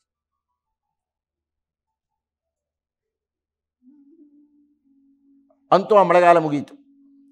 ಒಂದು ಗುರ್ತಿಟ್ಟುಕೊಂಡಿದ್ರು ಇಬ್ರು, ನೋಡಪ್ಪ ಮಳೆಗಾಲದಲ್ಲಿ ಹುಡುಕೋದಕ್ಕಾಗೋದಿಲ್ಲ, ಆದ್ದರಿಂದ ಮಳೆಗಾಲ ಕಳೆದ ಮೇಲೆ ನಾವಿಬ್ಬರು ಭೇಟಿ ಮಾಡೋಣ. ನಾವಿಬ್ಬರು ಭೇಟಿ ಮಾಡಿ ಆಗ ಏನು ಕ್ರಮಗಳನ್ನು ತೆಗೆದುಕೊಳ್ಳಬೇಕು, ಹೇಗೆ ಸೀತಾನ್ವೇಷಣೆ ಮಾಡಬೇಕು ಅನ್ನೋದನ್ನು ಚರ್ಚೆ ಮಾಡೋಣ ಅಂತ ಶ್ರೀರಾಮರು ಸುಗ್ರೀವನಿಗೆ ಹೇಳಿದ್ರು. ಈ ಸುಗ್ರೀವ ಮಳೆಗಾಲ ಕಳೆದರೂ ಬರಲೇ ಇಲ್ಲ ಈ ಕಡೆಗೆ. ಏತನ್ಮಧ್ಯೆ ಹನುಮಂತ ಒಂದು ಸಲ ಎಚ್ಚರಿಸಿದ್ದ, ಹಿತಂ ತಥ್ಯಂ ಸತ್ಯಂ ಸಾಮಂ ಧರ್ಮಂ ಅರ್ಥಂ ನೀತಿ ಪ್ರಣಯ ಪ್ರೀತಿ ಸಂಯುಕ್ತಂ. ಹನುಮಂತನ ಬಗ್ಗೆ ಒಂದು ವಿಶೇಷ ಉಪನ್ಯಾಸ ಆಗಬೇಕು. ಹನುಮಂತ ಸುಗ್ರೀವನನ್ನು ಒಲಿಸಿಕೊಂಡು ರಾಮ ಕಾರ್ಯವನ್ನು ನೆನಪಿಸಿದನಂತೆ. ಹಿತಂ ತಥ್ಯಂಚ ಪಥ್ಯಂಚ ಸಾಮಂ ಧರ್ಮ ಅರ್ಥ ನೀತಿ ಸಂಯುತಂ ಪ್ರಣಯ ಪ್ರೀತಿ ಸಂಯುಕ್ತಂ ವಿಶ್ವಾಸಕೃತ ನಿಶ್ಚಯಂ. 9 ಗುಣಗಳನ್ನು ಹೇಳ್ತಾರೆ ವಾಲ್ಮೀಕಿಗಳು. ಕಾಮಲೋಲುಪ್ತನಾಗಿರತಕ್ಕಂತಹ ಸುಗ್ರೀವನನ್ನು ಹನುಮಂತ ಒಲಿಸಿಕೊಳ್ಳಬೇಕಾದ್ರೆ ಈ 9 ಗುಣಗಳು ಸೇರತಂತೆ. ಆ 9 ಗುಣಗಳು ಸೇರಿ ಸುಗ್ರೀವ ಏನಪ್ಪಾ ಅಂತ ಕೇಳಿದಂತೆ. ಅಯ್ಯ, ರಾಮಕಾರ್ಯವನ್ನು ಮರೆತು ಬಿಟ್ಟಿದೀಯಾ, ರಾಮರು ಕಾಯ್ತಾ ಇದ್ದಾರೆ. ಆಗ ಸುಗ್ರೀವ ಒಂದು ಆದೇಶವನ್ನು ಹೊರಡಿಸ್ತಾನೆ. 15 ದಿವಸಗಳ ಒಳಗಾಗಿ ಯಾವ ವಾನರ ಕಿಷ್ಕಿಂಧೆಯ ಒಳಗೆ ಬರುವುದಿಲ್ಲವೋ ಆತನಿಗೆ ಮರಣದಂಡನೆಯನ್ನು ವಿಧಿಸುತ್ತೇನೆ. ನ ಅತ್ರ ಕಾರ್ಯ ವಿಚಾರಣ, ಅದರಲ್ಲಿ ಚರ್ಚೆ ಮಾಡೋದಿಲ್ಲ. ತ್ರಿಪಂಚರಾತ್ರಾದುರ್ಧ್ವಂ, 5 3 15 ದಿವಸಗಳಾದ ಮೇಲೆ ಪ್ರಾಪ್ಸಿಯಾನ್ ನ ಇಹ ವಾನರ, ಯಾವನಾದರೂ ಒಬ್ಬ ವಾನರ ಇಲ್ಲಿಗೆ ಬರದೇ ಹೋದರೆ ತಸ್ಯ ಪ್ರಾಣಾಂತಿಕೋ ದಂಡೋ ನ ಅತ್ರ ಕಾರ್ಯ ವಿಚಾರಣ, ಅವನಿಗೆ ಪ್ರಾಣಾಂತಿಕವಾಗಿರತಕ್ಕಂತಹ ದಂಡನೆಯನ್ನು ವಿಧಿಸಲಾಗುತ್ತೆ. ಅದನ್ನು ವಿಚಾರಣೆ ಮಾಡಲಿಕ್ಕೆ ಯಾರಿಗೂ ಸಾಧ್ಯ ಇಲ್ಲ. ನಾತ್ರ ಕಾರ್ಯ, ಅದನ್ನು ವಿಚಾರಣೆ ಮಾಡೋದೇ ಇಲ್ಲ. ನೋಡಿ, ರಾಮಾಯಣ ನಡೆದ ಎಷ್ಟು ಕಾಲವಾಗಿ ಹೋಯಿತು, ಎಷ್ಟು ನಮ್ಮ ಮೇಲೆ ಅದು ಪ್ರಭಾವವನ್ನು ಬೀರಿದೆ ಅಂದರೆ, ಆ ಸುಗ್ರೀವನ ಆದೇಶವನ್ನು ಈ ಹೊತ್ತು ಸುಗ್ರೀವಾಜ್ಞೆ ಅಂತ ನಾವು ಬಳಸ್ತಾ ಇದ್ದೇವೆ. ಅದನ್ನು ಏನಾದರೂ ಅಂತಹ ಸುಗ್ರೀವಾಜ್ಞೆ ಅಂದರೆ ಯಾವಾಗ ಸಂಸತ್ತಿನ ಅನುಮತಿಯನ್ನು ತೆಗೆದುಕೊಳ್ಳದೆ ಪ್ರಧಾನಮಂತ್ರಿ ನಿರ್ಣಯ ಮಾಡತಕ್ಕಂಥದ್ದು, ರಾಷ್ಟ್ರಪತಿಗಳ ಅಂಗೀಕಾರ ಮಾಡಿಕೊಂಡು, ಅದು ಸುಗ್ರೀವಾಜ್ಞೆ. ಅದನ್ನು ಪ್ರಶ್ನೆ ಮಾಡೋ ಹಾಗಿಲ್ಲ ನೀವು ಅಂತ ಅಂದು ಸುಗ್ರೀವ ಹೊರಡಿಸಿದಂತಹ ಆದೇಶ. ಅದು ಪ್ರಶ್ನೆ ಮಾಡುವಂತಿಲ್ಲ. ನಾತ್ರ ಕಾರ್ಯ ವಿಚಾರಣ, ಅದನ್ನು ಪ್ರಶ್ನಿಸುವಂತಿಲ್ಲ, ನ್ಯಾಯಾಲಯದಲ್ಲಿ ಕೇಳುವಂತಿಲ್ಲ ಅಂತ. ಹೀಗಾಗಿ 15 ದಿವಸ ಹೇಳಿದ್ದಾನೆ ಕಪಿಗಳೆಲ್ಲ ಅಲ್ಲಿಗೆ ಬರಬೇಕು ಅಂತ. ಇಷ್ಟರಲ್ಲಿ ರಾಮರಿಗೆ ಬಹಳ ಬೇಸರ ಆಗಿಬಿಟ್ಟಿದೆ. ಮೂರ್ಖಂ ಗ್ರಾಮ್ಯ ಸುಖಾಸಕ್ತಂ ಸುಗ್ರೀಮಂ ವಚನಾನ್ ಮಮ, ಲಕ್ಷ್ಮಣನಿಗೆ ಹೇಳಿದರು. ಆ ಸುಗ್ರೀವ ಮೂರ್ಖನಾಗಿಬಿಟ್ಟಿದ್ದಾನೆ. ಗ್ರಾಮ್ಯ ಅಂದರೆ ಸ್ತ್ರೀಲೋಲುಪನಾಗಿದ್ದಾನೆ ಅವನು. ಅವನಿಗೆ ಈ ವಿಷಯವನ್ನು ಹೇಳಬೇಕು. ಕೃತಜ್ಞನಾಗಬಾರದು. ಯಾರಿಂದಲಾದರೂ ಸಹಾಯವನ್ನು ಪಡೆದು ಕೃತಜ್ಞತೆಯಿಂದ ಕೂಡಿರಬಾರದು. ಅಂತಹ ಕೃತಜ್ಞನ ಶವವನ್ನು ಕ್ರವಿಯಾದ ನರಿಗಳು ಕೂಡ ಊಟ ಮಾಡೋದಿಲ್ಲ ಅವನು. ಅಂತಹ ಕೃತಜ್ಞತೆಯನ್ನು ಸುಗ್ರೀವ ತೋರಿಸ್ತಾ ಇದ್ದಾನೆ ಅಂತ ಕಾಣುತ್ತೆ. ಆ ವಾಲಿಗೆ ಲಕ್ಷ್ಮಣ ಹೇಳು, ನಚ ಸಂಕುಚಿತ ಪಂಥ, ಆ ವಾಲಿ ಹೋದನಲ್ಲ ದಾರಿ, ಆ ಹೋಗಿರತಕ್ಕಂಥ ವಾಲಿಯ ಅಂದರೆ ಆ ಸಂಹಾರದ ದಾರಿ, ನಚ ಸಂಕುಚಿತ ಪಂಥ, ಆ ವಾಲಿ ಹೋಗಿರತಕ್ಕಂಥ ದಾರಿ ಸಂಕುಚಿತವಾಗಿಲ್ಲ ಕಣಯ್ಯ, ಅದಿನ್ನು ತೆರೆದೇ ಇದೆ. ಸುಗ್ರೀವ, ಈಗ ಎಚ್ಚರದಿಂದ ಇರೋ. ನೀನು ಮಾವಾಲಿ ಪಥಮನ್ವಗ, ವಾಲಿ ಹೋದ ದಾರಿಯಲ್ಲಿ ನೀನು ಹೋಗಬೇಡ.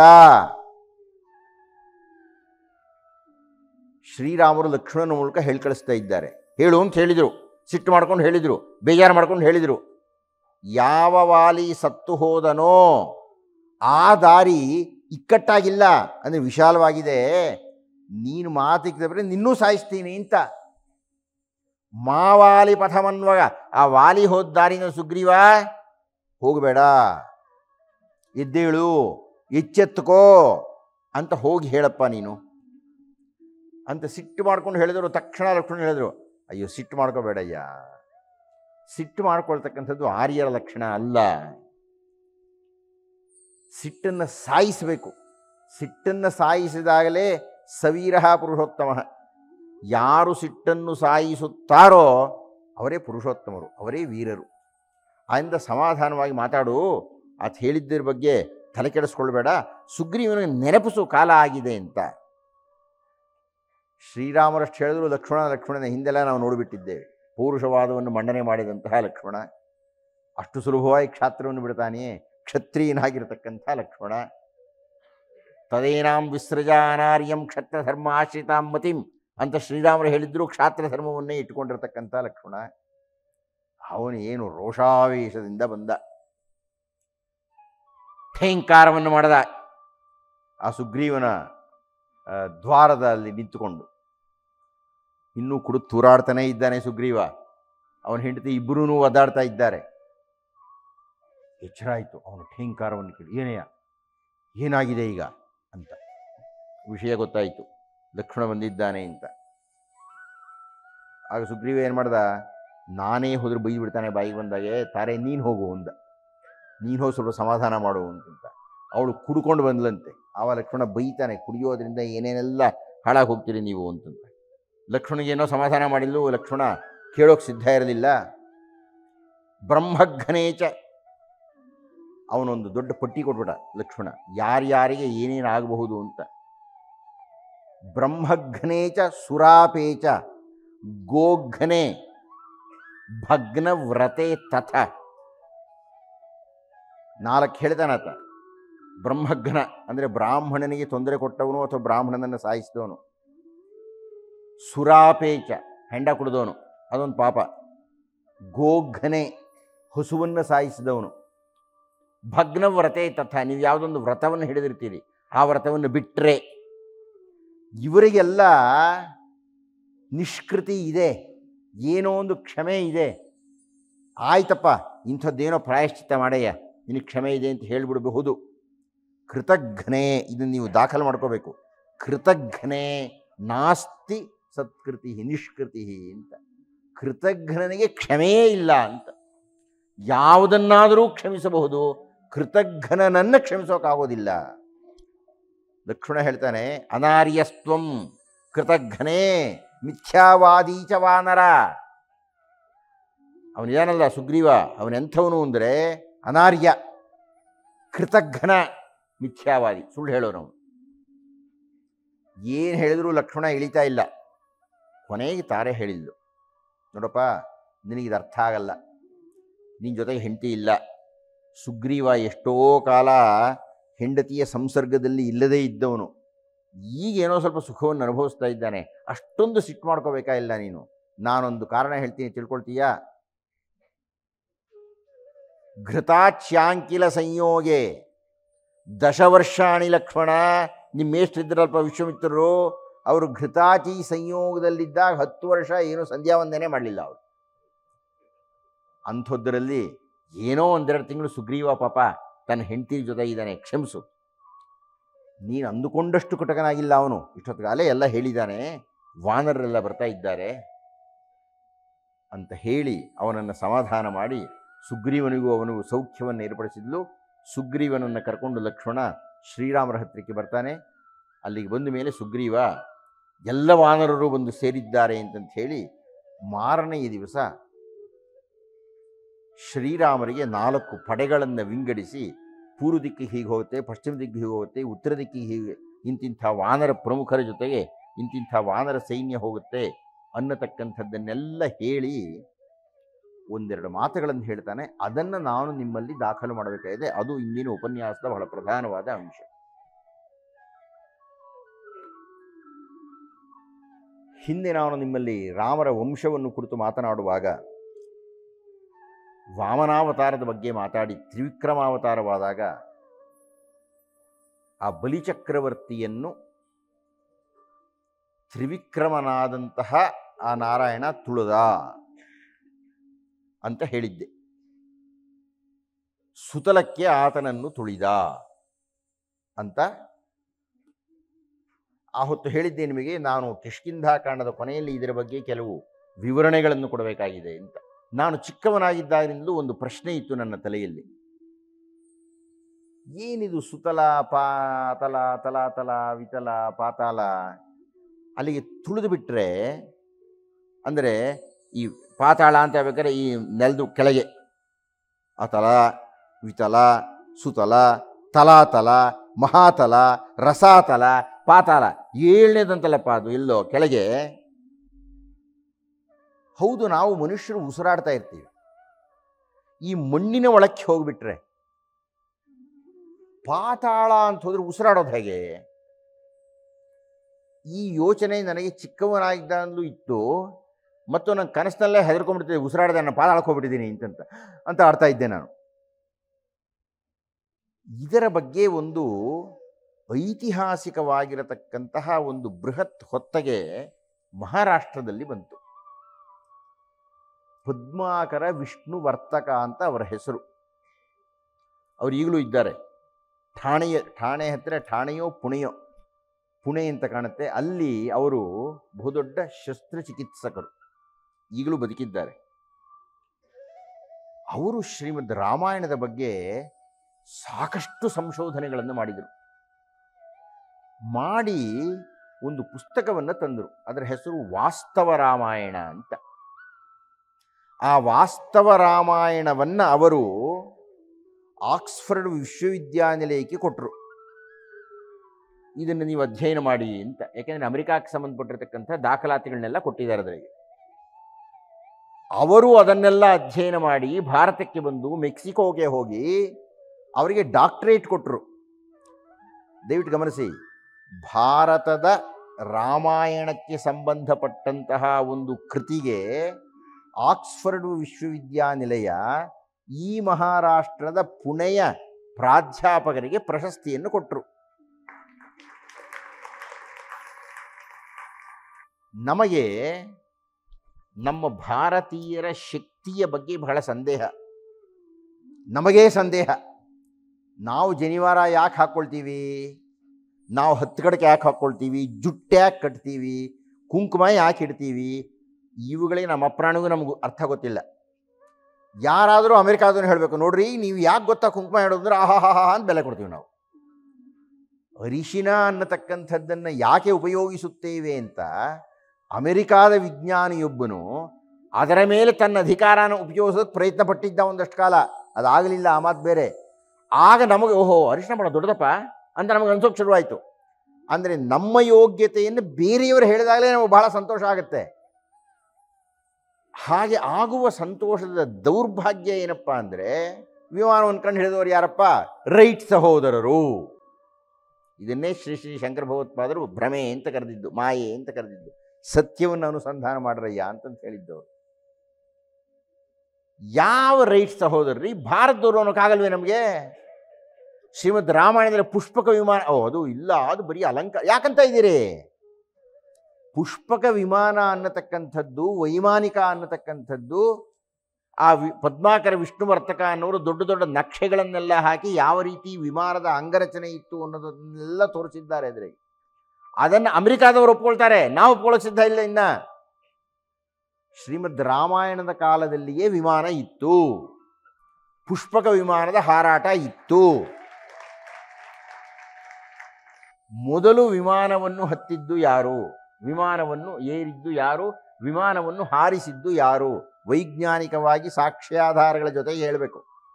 ಗಮನ ಇಟ್ಟು ಕೇಳಿ, ಇದೆಲ್ಲ ವೈಜ್ಞಾನಿಕವಾಗಿ ದಾಖಲೆಗಳು ಕೊಟ್ಟಾಗಿರತಕ್ಕಂಥ ಸಂಶೋಧನೆ. ವಾಸ್ತವ ರಾಮಾಯಣ ಅಂತ ಪುಸ್ತಕದ ಹೆಸರು.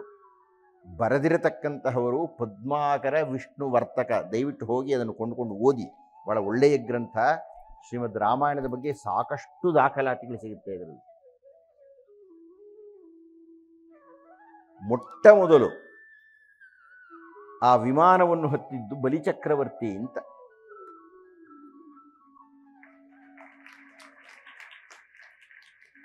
ಇದು ನಮಗೆ ಹೇಗೆ ಗೊತ್ತಾಯಿತು ಅಂದರೆ ಕಿಷ್ಕಿಂಧಾಕಾಂಡದಲ್ಲಿ ಗೊತ್ತಾಗುತ್ತೆ. ಕಿಷ್ಕಿಂಧಾಕಾಂಡದಲ್ಲಿ ಸುಗ್ರೀವ 4 ದಿಕ್ಕಿಗೆ 4 ವಾನರರ ಪಂಗಡಗಳನ್ನು ವಿಂಗಡಿಸಿ ಒಂದೊಂದು ದಿಕ್ಕಿಗೆ ಹೋಗಬೇಕಾದ್ರೆ ಹೀಗೀಗೆ ಹೋಗಬೇಕು, ಹೀಗೀಗೆ ಹೋಗಬೇಕು, ಇಂಥ ಕಡೆ ಹೋಗಬೇಕು, ಇಂಥ ಕಡೆ ಸಿಗುತ್ತೆ ನಿಮಗೆ, ಇಂಥ ದಿಕ್ಕಿನಲ್ಲಿ ಹೋಗ್ತಾ ಇದ್ದಾಗ ಒಂದು ಪರ್ವತದ ಮೇಲೆ, ಗಮನ ಇಟ್ಟು ನೋಡಿ, ಒಂದು ಪರ್ವತದ ಮೇಲೆ ತ್ರಿಶೂಲದ ಚಿಹ್ನೆ ಇರುತ್ತೆ ಅಂತ ಹೇಳಿ ಆ ದೇಶದ ವರ್ಣನೆಯನ್ನೆಲ್ಲ ಮಾಡ್ತಾನೆ ಸುಗ್ರೀವ. ಈ ಪದ್ಮಾಕರ ವಿಷ್ಣುವರ್ತಕ ಶ್ರೀಮದ್ ರಾಮಾಯಣವನ್ನು ಅಷ್ಟು ಆಳವಾಗಿ ಅಧ್ಯಯನ ಮಾಡಿದ ಮೇಲೆ ಅವರು ಸುಗ್ರೀವ ಕೊಟ್ಟಂತಹ ವಿವರಣೆಯನ್ನು ಹುಡುಕಿಕೊಂಡು ಹೋದರು. ಅದು ಎಲ್ಲಿಗೆ ಹೋಯಿತು? ಅಮೆರಿಕಾ ನಕ್ಷೆ ಇದೆ, ಉತ್ತರ ಅಮೆರಿಕಾ. ಅದರ ಕೆಳಗೆ ಯಾವುದಿದೆ? ಉತ್ತರ ಅಮೆರಿಕಾ ಕೆಳಗೆ ಯಾವುದಿದೆ ರೀ? ದಕ್ಷಿಣ ಅಮೆರಿಕಾ ಇದೆ. ಆ ದಕ್ಷಿಣ ಅಮೆರಿಕಾದ ಕೆಳಗಡೆ ಯಾವುದಿದೆ? ಮೆಕ್ಸಿಕೋ. ಮೆಕ್ಸಿಕೋ ಅನ್ನತಕ್ಕಂಥ ದೇಶ ಇದೆ. ಈ ಪದ್ಮಾಕರ್ ಎಷ್ಟು ಕಷ್ಟಪಟ್ಟಿರಬೇಕು ಆ ಮಹಾಮನುಷ್ಯ. ಈಗಾಗಲೇ 80-85 ವರ್ಷ ಆಗಿರ್ಬೇಕು ಅವ್ರನ್ನ. ಅವರು ಪ್ರಪಂಚ ಪರ್ಯಟನೆಯನ್ನು ಮಾಡಿ ಸುಗ್ರೀವ ಕೊಟ್ಟಂತಹ ವಿವರಣೆಗಳನ್ನು ಪಾಲನೆ ಮಾಡುತ್ತಾ ಹೋಗ್ತಾರ್ರಿ. ಅಲ್ಲಿ ಹೋದರೆ ಆ ಮೆಕ್ಸಿಕೋ ದೇಶದಲ್ಲಿ ಒಂದು ಬೆಟ್ಟದ ಮೇಲೆ ತ್ರಿಶೂಲ ಇದ್ದೇ ಇದೆ. ನಿಮಗೆ ಆಶ್ಚರ್ಯ ಆಗುತ್ತೆ. ಬಹಳ ಗಮನ ಇಟ್ಟು ಕೇಳಿ, ಇವತ್ತಿಗೂ ಇದ್ದಾರೆ ಅವರು. ಈ ಪ್ರಾಚ್ಯ ವಿದ್ಯಾ ಸಂಶೋಧನೆ ಅಂತ ಒಂದು ಭಾಗ ಇದೆ ನಮ್ಮ ಶಿಕ್ಷಣದಲ್ಲಿ. ಅಂದರೆ ಹಳೆ ಕಾಲದ ವಿಷಯಗಳನ್ನು ಅಧ್ಯಯನ ಮಾಡೋದು ಅಂದರೆ ನಮ್ಮಲ್ಲಿ ಸಂಸ್ಕೃತ ಅಧ್ಯಯನ ಅಂತ ಅದರ ಅರ್ಥ. ಹಾಗೆ ಮೆಕ್ಸಿಕೋದಲ್ಲಿ ಪ್ರಾಚ್ಯ ವಿದ್ಯಾ ಸಂಶೋಧನಾಲಯ ಅಂತ ಒಂದಿದೆ. ಆ ಪ್ರಾಚ್ಯ ವಿದ್ಯಾ ಸಂಶೋಧನಾಲಯದ ಅಧ್ಯಕ್ಷನ ಹೆಸರೇನು ಗೊತ್ತಾ? ರಾಮ ಅಂತ.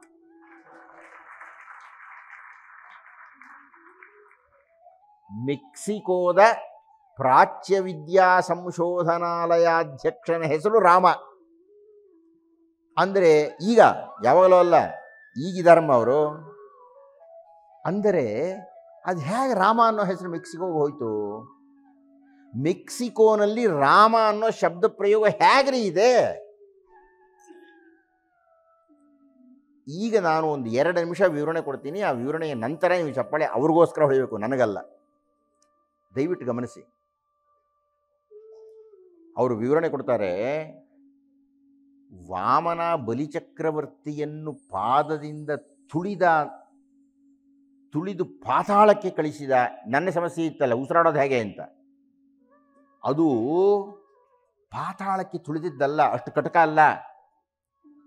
ನೀವು ಗೋಳವನ್ನು ಹೀಗೆ ಇಟ್ಕೊಂಡ್ರೆ, ಇಲ್ಲಿ ಇಟ್ಕೊಂಡ್ರೆ ಭಾರತ ಇಲ್ಲಿ ಬಂದರೆ ಹೀಗೆ ಕೆಳಕ್ಕೆ ಏನಾದ್ರು ನಾವು ಬಂದರೆ ಕೆಳಗಡೆಗೆ ಮೆಕ್ಸಿಕೋ ಬರುತ್ತೆ. ಮೆಕ್ಸಿಕೋ ರಾಷ್ಟ್ರ ಇಲ್ಲಿಂದ ಸರಿಯಾಗಿ ಕೆಳಗಡೆ ಬರುತ್ತೆ.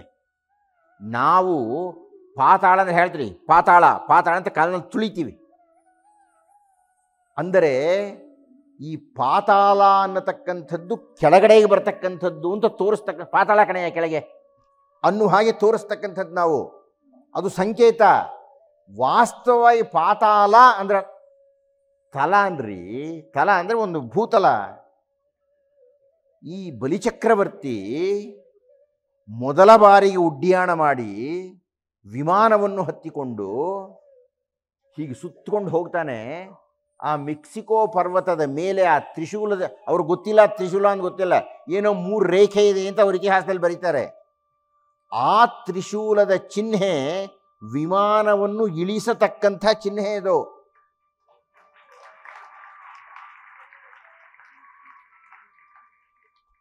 ಈ ಬಲಿಚಕ್ರವರ್ತಿ ತನ್ನ ವಿಮಾನವನ್ನು ಇಳಿಸ್ತಾನಲ್ಲ, ಅಲ್ಲಿ ಇಳಿಸಿ ಹೊಸದಾದ ಒಂದು ವಸಾಹತುವನ್ನು ಕಟ್ತಾನೆ. ಅಲ್ಲಿ ವಾಮನನ ಆದೇಶದ ಪ್ರಕಾರ, ನೀವು ಆ ಪುಸ್ತಕವನ್ನು ಓದಬೇಕು. ವಾಮನನ ಆದೇಶದ ಪ್ರಕಾರ ಈ ಭೂಭಾಗವನ್ನು ಇಂದ್ರನಿಗೆ ಬಿಟ್ಟುಕೊಟ್ಬಿಟ್ಟು, ವಾಮನನಿಗೆ ಕೊಟ್ಬಿಟ್ಟು, ಆತ ಬೇರೆ ವಸಾಹತುವನ್ನು ಕಟ್ಕೊಳ್ಳೋಕೆ ಕೆಳಗಡೆ ಬರ್ತಾನೆ. ಅದಕ್ಕೆ ಹೆಸರು, ಗಮನ ಇಟ್ಟು ನೋಡಿ ಎಷ್ಟು ಅದ್ಭುತವಾಗಿದೆ ಸತ್ಯ ಅನ್ನುವುದು. ತಲ ಅಂದರೆ ಭೂತಲ, ಇದು ಸುತಲ, ಒಳ್ಳೆ ಜಾಗ. ಸುತಲ ಕಣೆಯ ಇದು. ಈಗಲೂ ಅದಕ್ಕೆ ಅದೇ ಹೆಸರಿದೆ. ಅಲ್ಲಿ ನಾವು ಪಾತಾಳ ಅದು ತಲವೇ, ಸುತಲ ಆತಲ ಅದೆಲ್ಲ ಗುರ್ತಾಕ್ತಾರೆ ಆಯಾ ಹೆಸರಿಂದ ಎಲ್ಲೆಲ್ಲಿದೆ ಅಂತಂತ. ಇದಕ್ಕಿಂತ ವಿಶೇಷವಾದ ಏನು ಗೊತ್ತಾ? ಈ ಪಾತಾಳದಲ್ಲಿ ನಾಗಗಳ ರಾಜಧಾನಿ ಇದೆ. ಅದರ ಹೆಸರು ಭೋಗಾವತಿ ಅಂತ. ಈ ಹೊತ್ತಿಗೂ ಮೆಕ್ಸಿಕೋದಲ್ಲಿ ಭೋಗಾವಾಟ ಅನ್ನೋ ಒಂದು ಊರಿದೆ. ಆ ಭೋಗಾವಾಟ ಅನ್ನುವುದೇ ಭೋಗಾವತಿ ಅಂತ ಕರೀತಾ ಇದ್ದಂಥ ಪಾತಾಳದ ಒಂದು ಪ್ರಧಾನ ನಗರ ಅಂತ.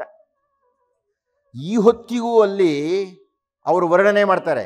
ಏನೋ ಹೊಟ್ಟೆ ದಪ್ಪಗಿದೆಯಂತೆ, ಆನೆ ಸೊಂಡ್ಲಿದೆಯಂತೆ, ಅಂಥದ್ದು ಯಾವುದೋ ಒಂದು ದೇವ್ರ ಗುಡಿ ಇದೆಯಂತೆ. ಎಲ್ಲಿ? ಮೆಕ್ಸಿಕೋನಲ್ಲಿ.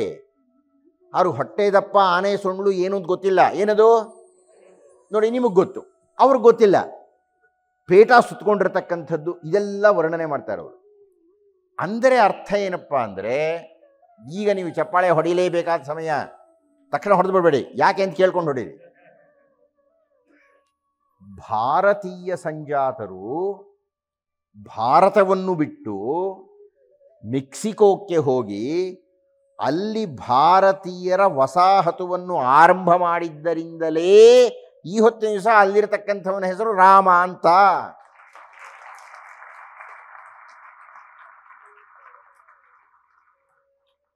ಇಷ್ಟು ಹೊತ್ತು ನಾನು ಹೇಳಿದ್ದು ಐತಿಹಾಸಿಕವಾಗಿ, ವೈಚಾರಿಕವಾಗಿ, ವೈಜ್ಞಾನಿಕವಾಗಿ ದಾಖಲಾಗಿರತಕ್ಕಂತಹ ಸತ್ಯಗಳು.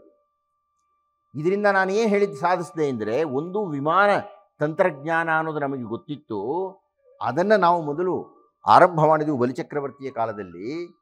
ಆ ಬಲಿಚಕ್ರವರ್ತಿ ಮಾಡಿಕೊಂಡಿದ್ದಂಥ ರಾಜಧಾನಿಯ ಸುತಲ ಅಂತ ಪಾತಾಳದ ಭೋಗಾವತಿ ಎನ್ನತಕ್ಕಂಥ ನಾಗರಾಜನ ರಾಜಧಾನಿಯ ಹೆಸರನ್ನೇ ಈಗಲೂ ಅವರು ಬದಲಾವಣೆ ಮಾಡಿಕೊಂಡು ಭೋಗಾವಾಟ ಅಂತ ಕರ್ಕೊಂಡಿದ್ದಾರೆ. ಈಗಲೂ ರಾಮ ಅನ್ನತಕ್ಕಂಥ ಹೆಸರೆಯಲ್ಲಿ ಅತ್ಯಂತ ಪ್ರಖ್ಯಾತವಾಗಿದೆ. ಗಣಪತಿ ಎನ್ನತಕ್ಕಂಥದ್ದರ ಆರಾಧ್ಯವನ್ನು ಅಲ್ಲಿರತಕ್ಕಂಥವ್ರು ಹೊಂದಿದ್ದಾರೆ. ಇದೆಲ್ಲ ಭಾರತೀಯರೊಬ್ಬರು ಎಂದೋ ಸಹಸ್ರ ಸಹಸ್ರ ಸಹಸ್ರ ವರ್ಷಗಳ ಹಿಂದೆಯೇ ಸಮುದ್ರಯಾನ ಅಲ್ಲ, ಗಗನಯಾನವನ್ನು ಮಾಡಿ ಅಲ್ಲಿ ಹೋಗಿ ನೆಲೆಸಿದರು ಅನ್ನತಕ್ಕಂಥದ್ದು. ಇಷ್ಟೆಲ್ಲ ವಿವರಣೆ ರೋಚಕವಾಗಿದೆ. ರಾಮಾಯಣಕ್ಕೋದಕ್ಕೆ ಏನಯ್ಯ ಸಂಬಂಧ ಅಂದರೆ, ಈ ವಿವರಣೆಯೆಲ್ಲ ನಮಗೆ ಗೊತ್ತಾಗಿದ್ದು ಸುಗ್ರೀವನಿಂದ ಅಂತ. ಸುಗ್ರೀವ ಪೂರ್ವ ದಿಕ್ಕಿಗೆ ಹೋಗತಕ್ಕಂಥ, ಪಶ್ಚಿಮ ದಿಕ್ಕಿಗೆ ಹೋಗತಕ್ಕಂಥ, ದಕ್ಷಿಣ ದಿಕ್ಕಿಗೆ ಹೋಗತಕ್ಕಂಥ, ಉತ್ತರ ದಿಕ್ಕಿಗೆ ಹೋಗತಕ್ಕಂಥ ಕಪಿಗಳಿಗೆಲ್ಲ ಹೀಗೀಗೆ ಹೋದರೆ ಇಂತಿಂಥದ್ದು ಸಿಗುತ್ತೆ, ಹೀಗೀಗೆ ಸಿಗುತ್ತೆ, ಹೀಗೆ ಅಲ್ರಿ. ನನಗೆ ವಾಲ್ಮೀಕಿಗಳ ಪ್ರಯಾಣದ ಶಕ್ತಿ, ಅವರ ಕಾಲದಲ್ಲಿ ಇಡೀ ಪ್ರಪಂಚವನ್ನೇ ನೋಡಿ ಬಂದ್ಬಿಟ್ರಲ್ಲ. ಇಡೀ ಪ್ರಪಂಚದ ಮಾಹಿತಿಯನ್ನು ನಿಮಗೆ ಕಿಷ್ಕಿಂಧಾ ಕಾಂಡದಲ್ಲಿ ವಾಲ್ಮೀಕಿ ಮಹರ್ಷಿಗಳು ಬರೀತಾ ಹೋಗ್ತಾರೆ. ನೀವು ಯಾವ ದೇಶದ ವಿವರಣೆ ಇದ್ರೂ ಅದನ್ನು ಕಿಷ್ಕಿಂಧಾ ಕಾಂಡದಲ್ಲಿ ನೋಡ್ಲಿಕ್ಕೆ ಸಾಧ್ಯ ಇದೆ. ಯೋಚನೆ ಮಾಡಿ, ಶ್ರೀರಾಮರ ದಿವ್ಯ ದೃಷ್ಟಿಯನ್ನು ನಿಮಗೆ ಅರ್ಥ ಮಾಡಿಕೊಳ್ಳಲಿಕ್ಕೆ ಸಾಧ್ಯವಾದರೆ ಅರ್ಥ ಮಾಡಿಕೊಳ್ಳಿ. ಈಗ ಸುಗ್ರೀವ ಪ್ರತಿಯೊಂದು ಕಪಿತಂಡವನ್ನು ಕರೆಸ್ತಾನೆ, ಶ್ರೀರಾಮರಿಗೆ ಪರಿಚಯ ಮಾಡ್ತಾನೆ. ಇವರು ಇಂಥ ಕಡೆ ಹೋಗ್ತಾರೆ, ಇಂಥ ಕಡೆ ಹೋಗ್ತಾರೆ ಅಂತ. ಅದು ಯಾಕ್ರಿ ಶ್ರೀರಾಮರು ಹನುಮಂತನಿಗೇ ತಮ್ಮ ಮುದ್ರಿಕೆ ಕೊಟ್ಟರು? ಇಂಥ ಸಂದರ್ಭಗಳಲ್ಲಿಯೇ ರಾಮರ ಆ ಪುರುಷೋತ್ತಮತ್ವದ ಮಿಂಚು ನಮಗೆ ಗೊತ್ತಾಗಬೇಕಾಗಿದ್ದರೆ, ಅದ್ಯಾಕೆ ಸುಷೇಣನಿಗೋ, ಅದ್ಯಾಕೆ ಜಾಂಬುವಂತನಿಗೋ, ಅಥವಾ ಅದ್ಯಾಕೆ ಇನ್ಯಾರೋ ತಾರನಿಗೋ, ಅಥವಾ ವೃಕ್ಷಮಾಲಿಗೋ, ಅಥವಾ ಯಾರ್ಯಾರಿಗೋ ಯಾಕೆ ಕೊಡಲಿಲ್ಲ? ಅವರು ಪೂರ್ವ ದಿಕ್ಕು ಹೋಗ್ತಾರೆ, ಬನ್ರಪ್ಪ ಹೋಗ್ಬನ್ರಪ್ಪ ಒಳ್ಳೇದಾಗಲಿ. ಇವರು ಪಶ್ಚಿಮಕ್ಕೆ ಅವ್ರು ಹೋಗ್ಬನ್ರಪ್ಪ ಒಳ್ಳೇದಾಗಲಿ. ಉತ್ತರಕ್ಕೆ ಹೋಗ್ಬನ್ರಯ್ಯ, ದಕ್ಷಿಣಕ್ಕೆ ದಕ್ಷಿಣಕ್ಕ ಬರಪ್ಪ ಹನುಮಂತ. ಅದು ಯಾಕೆ ಹನುಮಂತಂಗೆ ಕೊಟ್ಟರು? ನನಗೆ ಬಹಳ ದಿವಸ ತಲೆಕೆಟ್ಟಿತ್ತದು. ಹನುಮಂತನ್ನೇ ಕರೆದು ಯಾಕೆ ಕೊಟ್ಟರು? ಯಾರಿಗೂ ಯಾಕೆ ಕೊಡಲಿಲ್ಲ? ಸ್ವಾಮಿ, ನಾನೊಂದು ವಾಕ್ಯವನ್ನು ಹೇಳ್ತೀನಿ.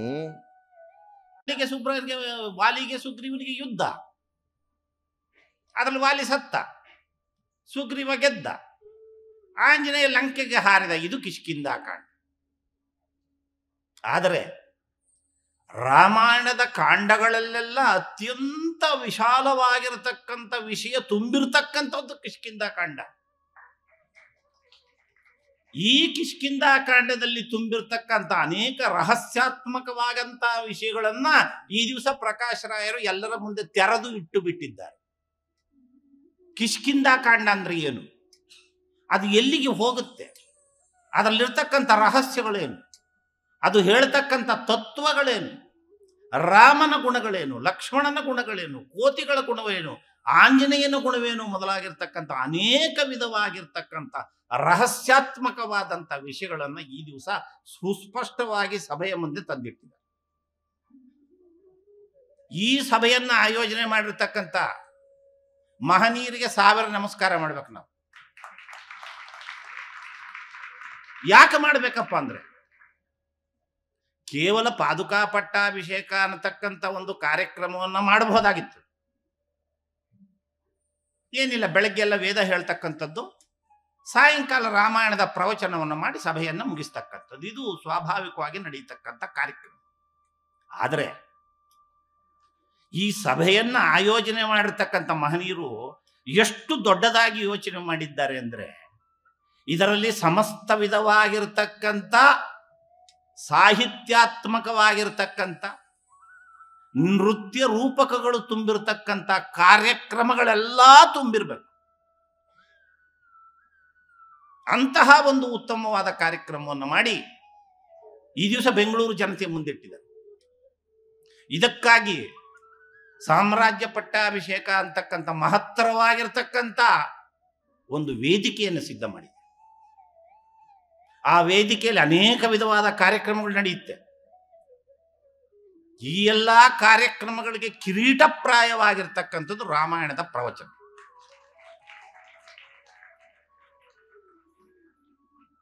ಈ ರಾಮಾಯಣ ಪ್ರವಚನಕ್ಕೆ ನನಗೆ ಅನಿಸುತ್ತೆ ಅದು ನಿಜವಾಗಿರಬಹುದು, ಸುಳ್ಳಾಗಿರಬಹುದು.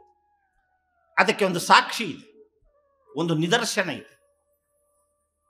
ನಮ್ಮ ಪಾವಗಡ ನಗರಕ್ಕೆ ಶೃಂಗೇರಿ ಜಗದ್ಗುರುಗಳಾಗಿರ್ತಕ್ಕಂಥ ಶ್ರೀ ಶ್ರೀ ಭಾರತೀ ತೀರ್ಥ ಸ್ವಾಮಿಗಳು ಬಂದರು. ಭಾರತೀ ತೀರ್ಥ ಸ್ವಾಮಿಗಳು ಆ ದಿವಸ ಸಾಯಂಕಾಲ ಭಾಷಣವನ್ನು ಮಾಡ್ತಕ್ಕಂಥವ್ರು ಇದ್ದಾರೆ. ನಾನು ಆ ದಿವಸ ಸ್ವಾಗತ ಭಾಷಣ ಮಾಡಿದೆ ಸ್ವಾಮಿಗಳಿಗೆ. ತದನಂತರದಲ್ಲಿ ಪ್ರಕಾಶ್ ರಾಯರು ಭಾಷಣವನ್ನು ಮಾಡಿದರು. ನಮ್ಮಿಬ್ಬರ ಭಾಷಣ ಆದಮೇಲೆ ಮತ್ತೆ ಯಾರು ಭಾಷಣ ಮಾಡಬೇಕು? ಶ್ರೀ ಶ್ರೀ ಶೃಂಗೇರಿ ಜಗದ್ಗುರುಗಳಾಗಿರ್ತಕ್ಕಂಥ ಭಾರತೀ ತೀರ್ಥ ಸ್ವಾಮಿಗಳು ಭಾಷಣ ಮಾಡ್ತಾರೆ. ಏನು ಭಾಷಣ ಮಾಡ್ತಾರೆ? ನಿಮ್ಮೂರೆಲ್ಲ ಚೆನ್ನಾಗಿದೆ, ನಿಮ್ಮೂರಲ್ಲಿ ಮಳೆ ಬರ್ತಾ ಇದೆ, ನಿಮ್ಮೂರಲ್ಲಿ ಮಳೆ ಬರ್ತಾ ಇಲ್ಲ, ಬಹಳ ಜನ ಬಂದಿದ್ದೀರಿ, ನಿಮಗೆ ಶಾರದಾದೇವಿಯ ಕೃಪೆಯಾಗಲಿ ಅಂತ ಭಾಷಣ ಮಾಡ್ತಾರೆ ಅಂತ ನಾವೆಲ್ಲ ಭಾವನೆ ಮಾಡಿದ್ದೀವಿ. ಆದರೆ ಅವರು ಅರ್ಧ ಗಂಟೆಗಳ ಕಾಲ ಪ್ರಕಾಶ ರಾಯರನ್ನ ಕುರಿತು ಪ್ರವಚನ ಮಾಡಿದರು. ನಾವು ಅಂದುಕೊಂಡಿದ್ದೆ ಬೇರೆ. ಅರ್ಧ ಗಂಟೆಗಳ ಕಾಲ ನಿರಂತರವಾಗಿ ಪ್ರಕಾಶ ರಾಯರನ್ನ ಹೊಗಳತಕ್ಕಂಥ ಒಂದು ಭಾಷಣವನ್ನು ಮಾಡಿ, ಆ ಭಾಷಣದಲ್ಲಿ ಅವರು ಹೇಳಿದರು, ನಾನು ಅನೇಕ ಪ್ರವಚನಕಾರನ್ನು ನೋಡಿದ್ದೀನಿ, ನಾನೇ ಪ್ರವಚನವನ್ನು ಕೊಡ್ತಕ್ಕಂಥವ್ನು. 8 ಗಂಟೆಗಳ ಕಾಲ ನಿರಂತರವಾಗಿ ಸಂಸ್ಕೃತದಲ್ಲಿ ಭಾಷಣ ಮಾಡತಕ್ಕಂಥ ಶಕ್ತಿ ನನಗಿದೆ. ನಾನು ಈ ದಿವಸ ಪ್ರಕಾಶ್ ರಾಯರನ್ನ ಯಾಕೆ ಹೊಗಳ್ತಾ ಇದ್ದೀನಿ ಅಂದ್ರೆ, ಈ ದಿವಸ ಇಡೀ ಕರ್ನಾಟಕ ದೇಶದಲ್ಲಿ ಪ್ರವಚನ ಅಂತಕ್ಕಂಥದ್ದು ಎಲ್ಲರ ಬಾಯಿಂದನೂ ಬರೋದಲ್ಲ, ಎಲ್ಲರೂ ಹೇಳ್ತಕ್ಕಂಥದ್ದಲ್ಲ. ಪ್ರವಚನವನ್ನು ಮಾಡತಕ್ಕಂಥ ಮನುಷ್ಯನಿಗೆ ಶಕ್ತಿ ಇರಬೇಕು, ಜ್ಞಾನದ ಬುದ್ಧಿ ಒಳಗಡೆ ಇರಬೇಕು. ಅದಿಲ್ಲ ಅಂದ್ರೆ ಅವನು ಪ್ರವಚನ ಮಾಡೋದಕ್ಕೆ ಸಾಧ್ಯವಿಲ್ಲ. ಆ ಎಲ್ಲ ಪ್ರವಚನ ಮಾಡುವಂತ ಶಕ್ತಿ ಪ್ರಕಾಶ ರಾಯರಿಗಿದೆ. ಆ ರಾಮಾಯಣ ಕಾವ್ಯವನ್ನ ನೀನು ಒಪ್ಕೊಂಡಿದ್ದೀಯ. ವಾಲ್ಮೀಕಿ ಅನ್ನತಕ್ಕಂಥವನು ಕೇವಲ ಒಬ್ಬ ಕವಿಯಲ್ಲ. ರಾಮಾಯಣ ಎಂಬತಕ್ಕಂಥ ನಾಟಕದಲ್ಲಿ ಪಾತ್ರವನ್ನು ವಹಿಸಿರ್ತಕ್ಕಂಥವನು ವಾಲ್ಮೀಕಿ. ರಾಮಾಯಣದ ನಾನಾ ಮಜಲುಗಳಲ್ಲಿ ಬಂದು ಹೋಗ್ತಾನೆ ವಾಲ್ಮೀಕಿ. ರಾಮಾಯಣವನ್ನ ರಚನೆ ಮಾಡಿದ್ದಷ್ಟೇ ಅಲ್ಲ ವಾಲ್ಮೀಕಿ ಕೆಲಸ, ಇಡೀ ರಾಮಾಯಣದಲ್ಲಿ ಓಡಾಡತಕ್ಕದ್ದು ಕೂಡ ವಾಲ್ಮೀಕಿ ಕೆಲಸ. ಇದನ್ನೆಲ್ಲರೂ ಒಪ್ಕೊಳ್ತಾರೆ. ಹೇಗೆ ಒಪ್ಕೊಳ್ತಾರೆ? ಶ್ರೀರಾಮಚಂದ್ರ ವನವಾಸ ಕಾಲದಲ್ಲಿ ವಾಲ್ಮೀಕಿ ಆಶ್ರಮಕ್ಕೆ ಹೋಗಿ ಅಲ್ಲಿ ಸಮಸ್ತ ವಿಧವಾದ ಸನ್ಮಾನಗಳನ್ನು ಕೂಡ ತೆಗೆದುಕೊಂಡಿದ್ದ. ಅಲ್ಲಿಗೆ ವಾಲ್ಮೀಕಿ ಅಂತಕ್ಕಂಥವ್ನು ರಾಮನಿಗೆ ಸಮಕಾಲೀನ ಆಗಿರ್ತಕ್ಕಂಥ ವ್ಯಕ್ತಿ ಆದ. ಇದಾದ ಮೇಲೆ ರಾಮಾಯಣದ ಮುಖ್ಯವಾಗಿರ್ತಕ್ಕಂಥ ಘಟ್ಟವಾಗಿರ್ತಕ್ಕಂಥ ಲವಕುಶರ ಜನನ ಅಂತಕ್ಕಂಥದ್ದು ವಾಲ್ಮೀಕಿಗಳ ಆಶ್ರಮದಲ್ಲಾಗಿದೆ. ಮತ್ತೆ ಅಲ್ಲೇ ವಾಲ್ಮೀಕಿಗಳು ರಾಮಾಯಣವನ್ನು ರಚನೆ ಮಾಡಿದ್ದಾರೆ. ಮತ್ತೆ ಅದೇ ಲವಕುಶರೇ ರಾಮಾಯಣವನ್ನು ಶ್ರೀರಾಮಚಂದ್ರನ ಮುಂದೆ ಓದಿದ್ದಾರೆ, ಬರೆದಿದ್ದಾರೆ. ಹೀಗಾಗಿ ಶ್ರೀರಾಮಚಂದ್ರನಿಗೆ ವಾಲ್ಮೀಕಿ ಅಂತಕ್ಕಂಥವನು ಸಮಕಾಲೀನ ಆಗ್ತಾನೆ. ಈ ಎಲ್ಲ ಪ್ರಸಂಗಗಳಲ್ಲಿ ಶ್ರೀರಾಮಚಂದ್ರನಿಗೆ ಸಮಕಾಲೀನನಾಗಿ ವಾಲ್ಮೀಕಿ ಇರೋಣದ್ರಿಂದ ವಾಲ್ಮೀಕಿ ಇದ್ದಂಥದ್ದು ಸತ್ಯ, ರಾಮನಿದ್ದಂಥದ್ದು ಸತ್ಯ, ಲಕ್ಷ್ಮಣನಿದ್ದಂಥದ್ದು ಸತ್ಯ, ಮತ್ತು ಇಡೀ ವಾನರ ಲೋಕ ಅಂತಕ್ಕಂಥದ್ದು ಇದ್ದಿದ್ದು ಸತ್ಯ, ರಾಕ್ಷಸರ ಸಂಹಾರ ಆಗಿದ್ದು ಸತ್ಯ, ರಾಮಾಯಣ ನಡೆದಿದ್ದೂ ಸತ್ಯ. ಮಂಗಳಂ ಕೋಸಲೇಂದ್ರಾಯ ಮಹನೀಯ ಗುಣಾಬ್ಧಯೇ ಚಕ್ರವರ್ತಿ ತನೂಜಾಯ ಸಾರ್ವಭೌಮಾಯ ಮಂಗಳಂ.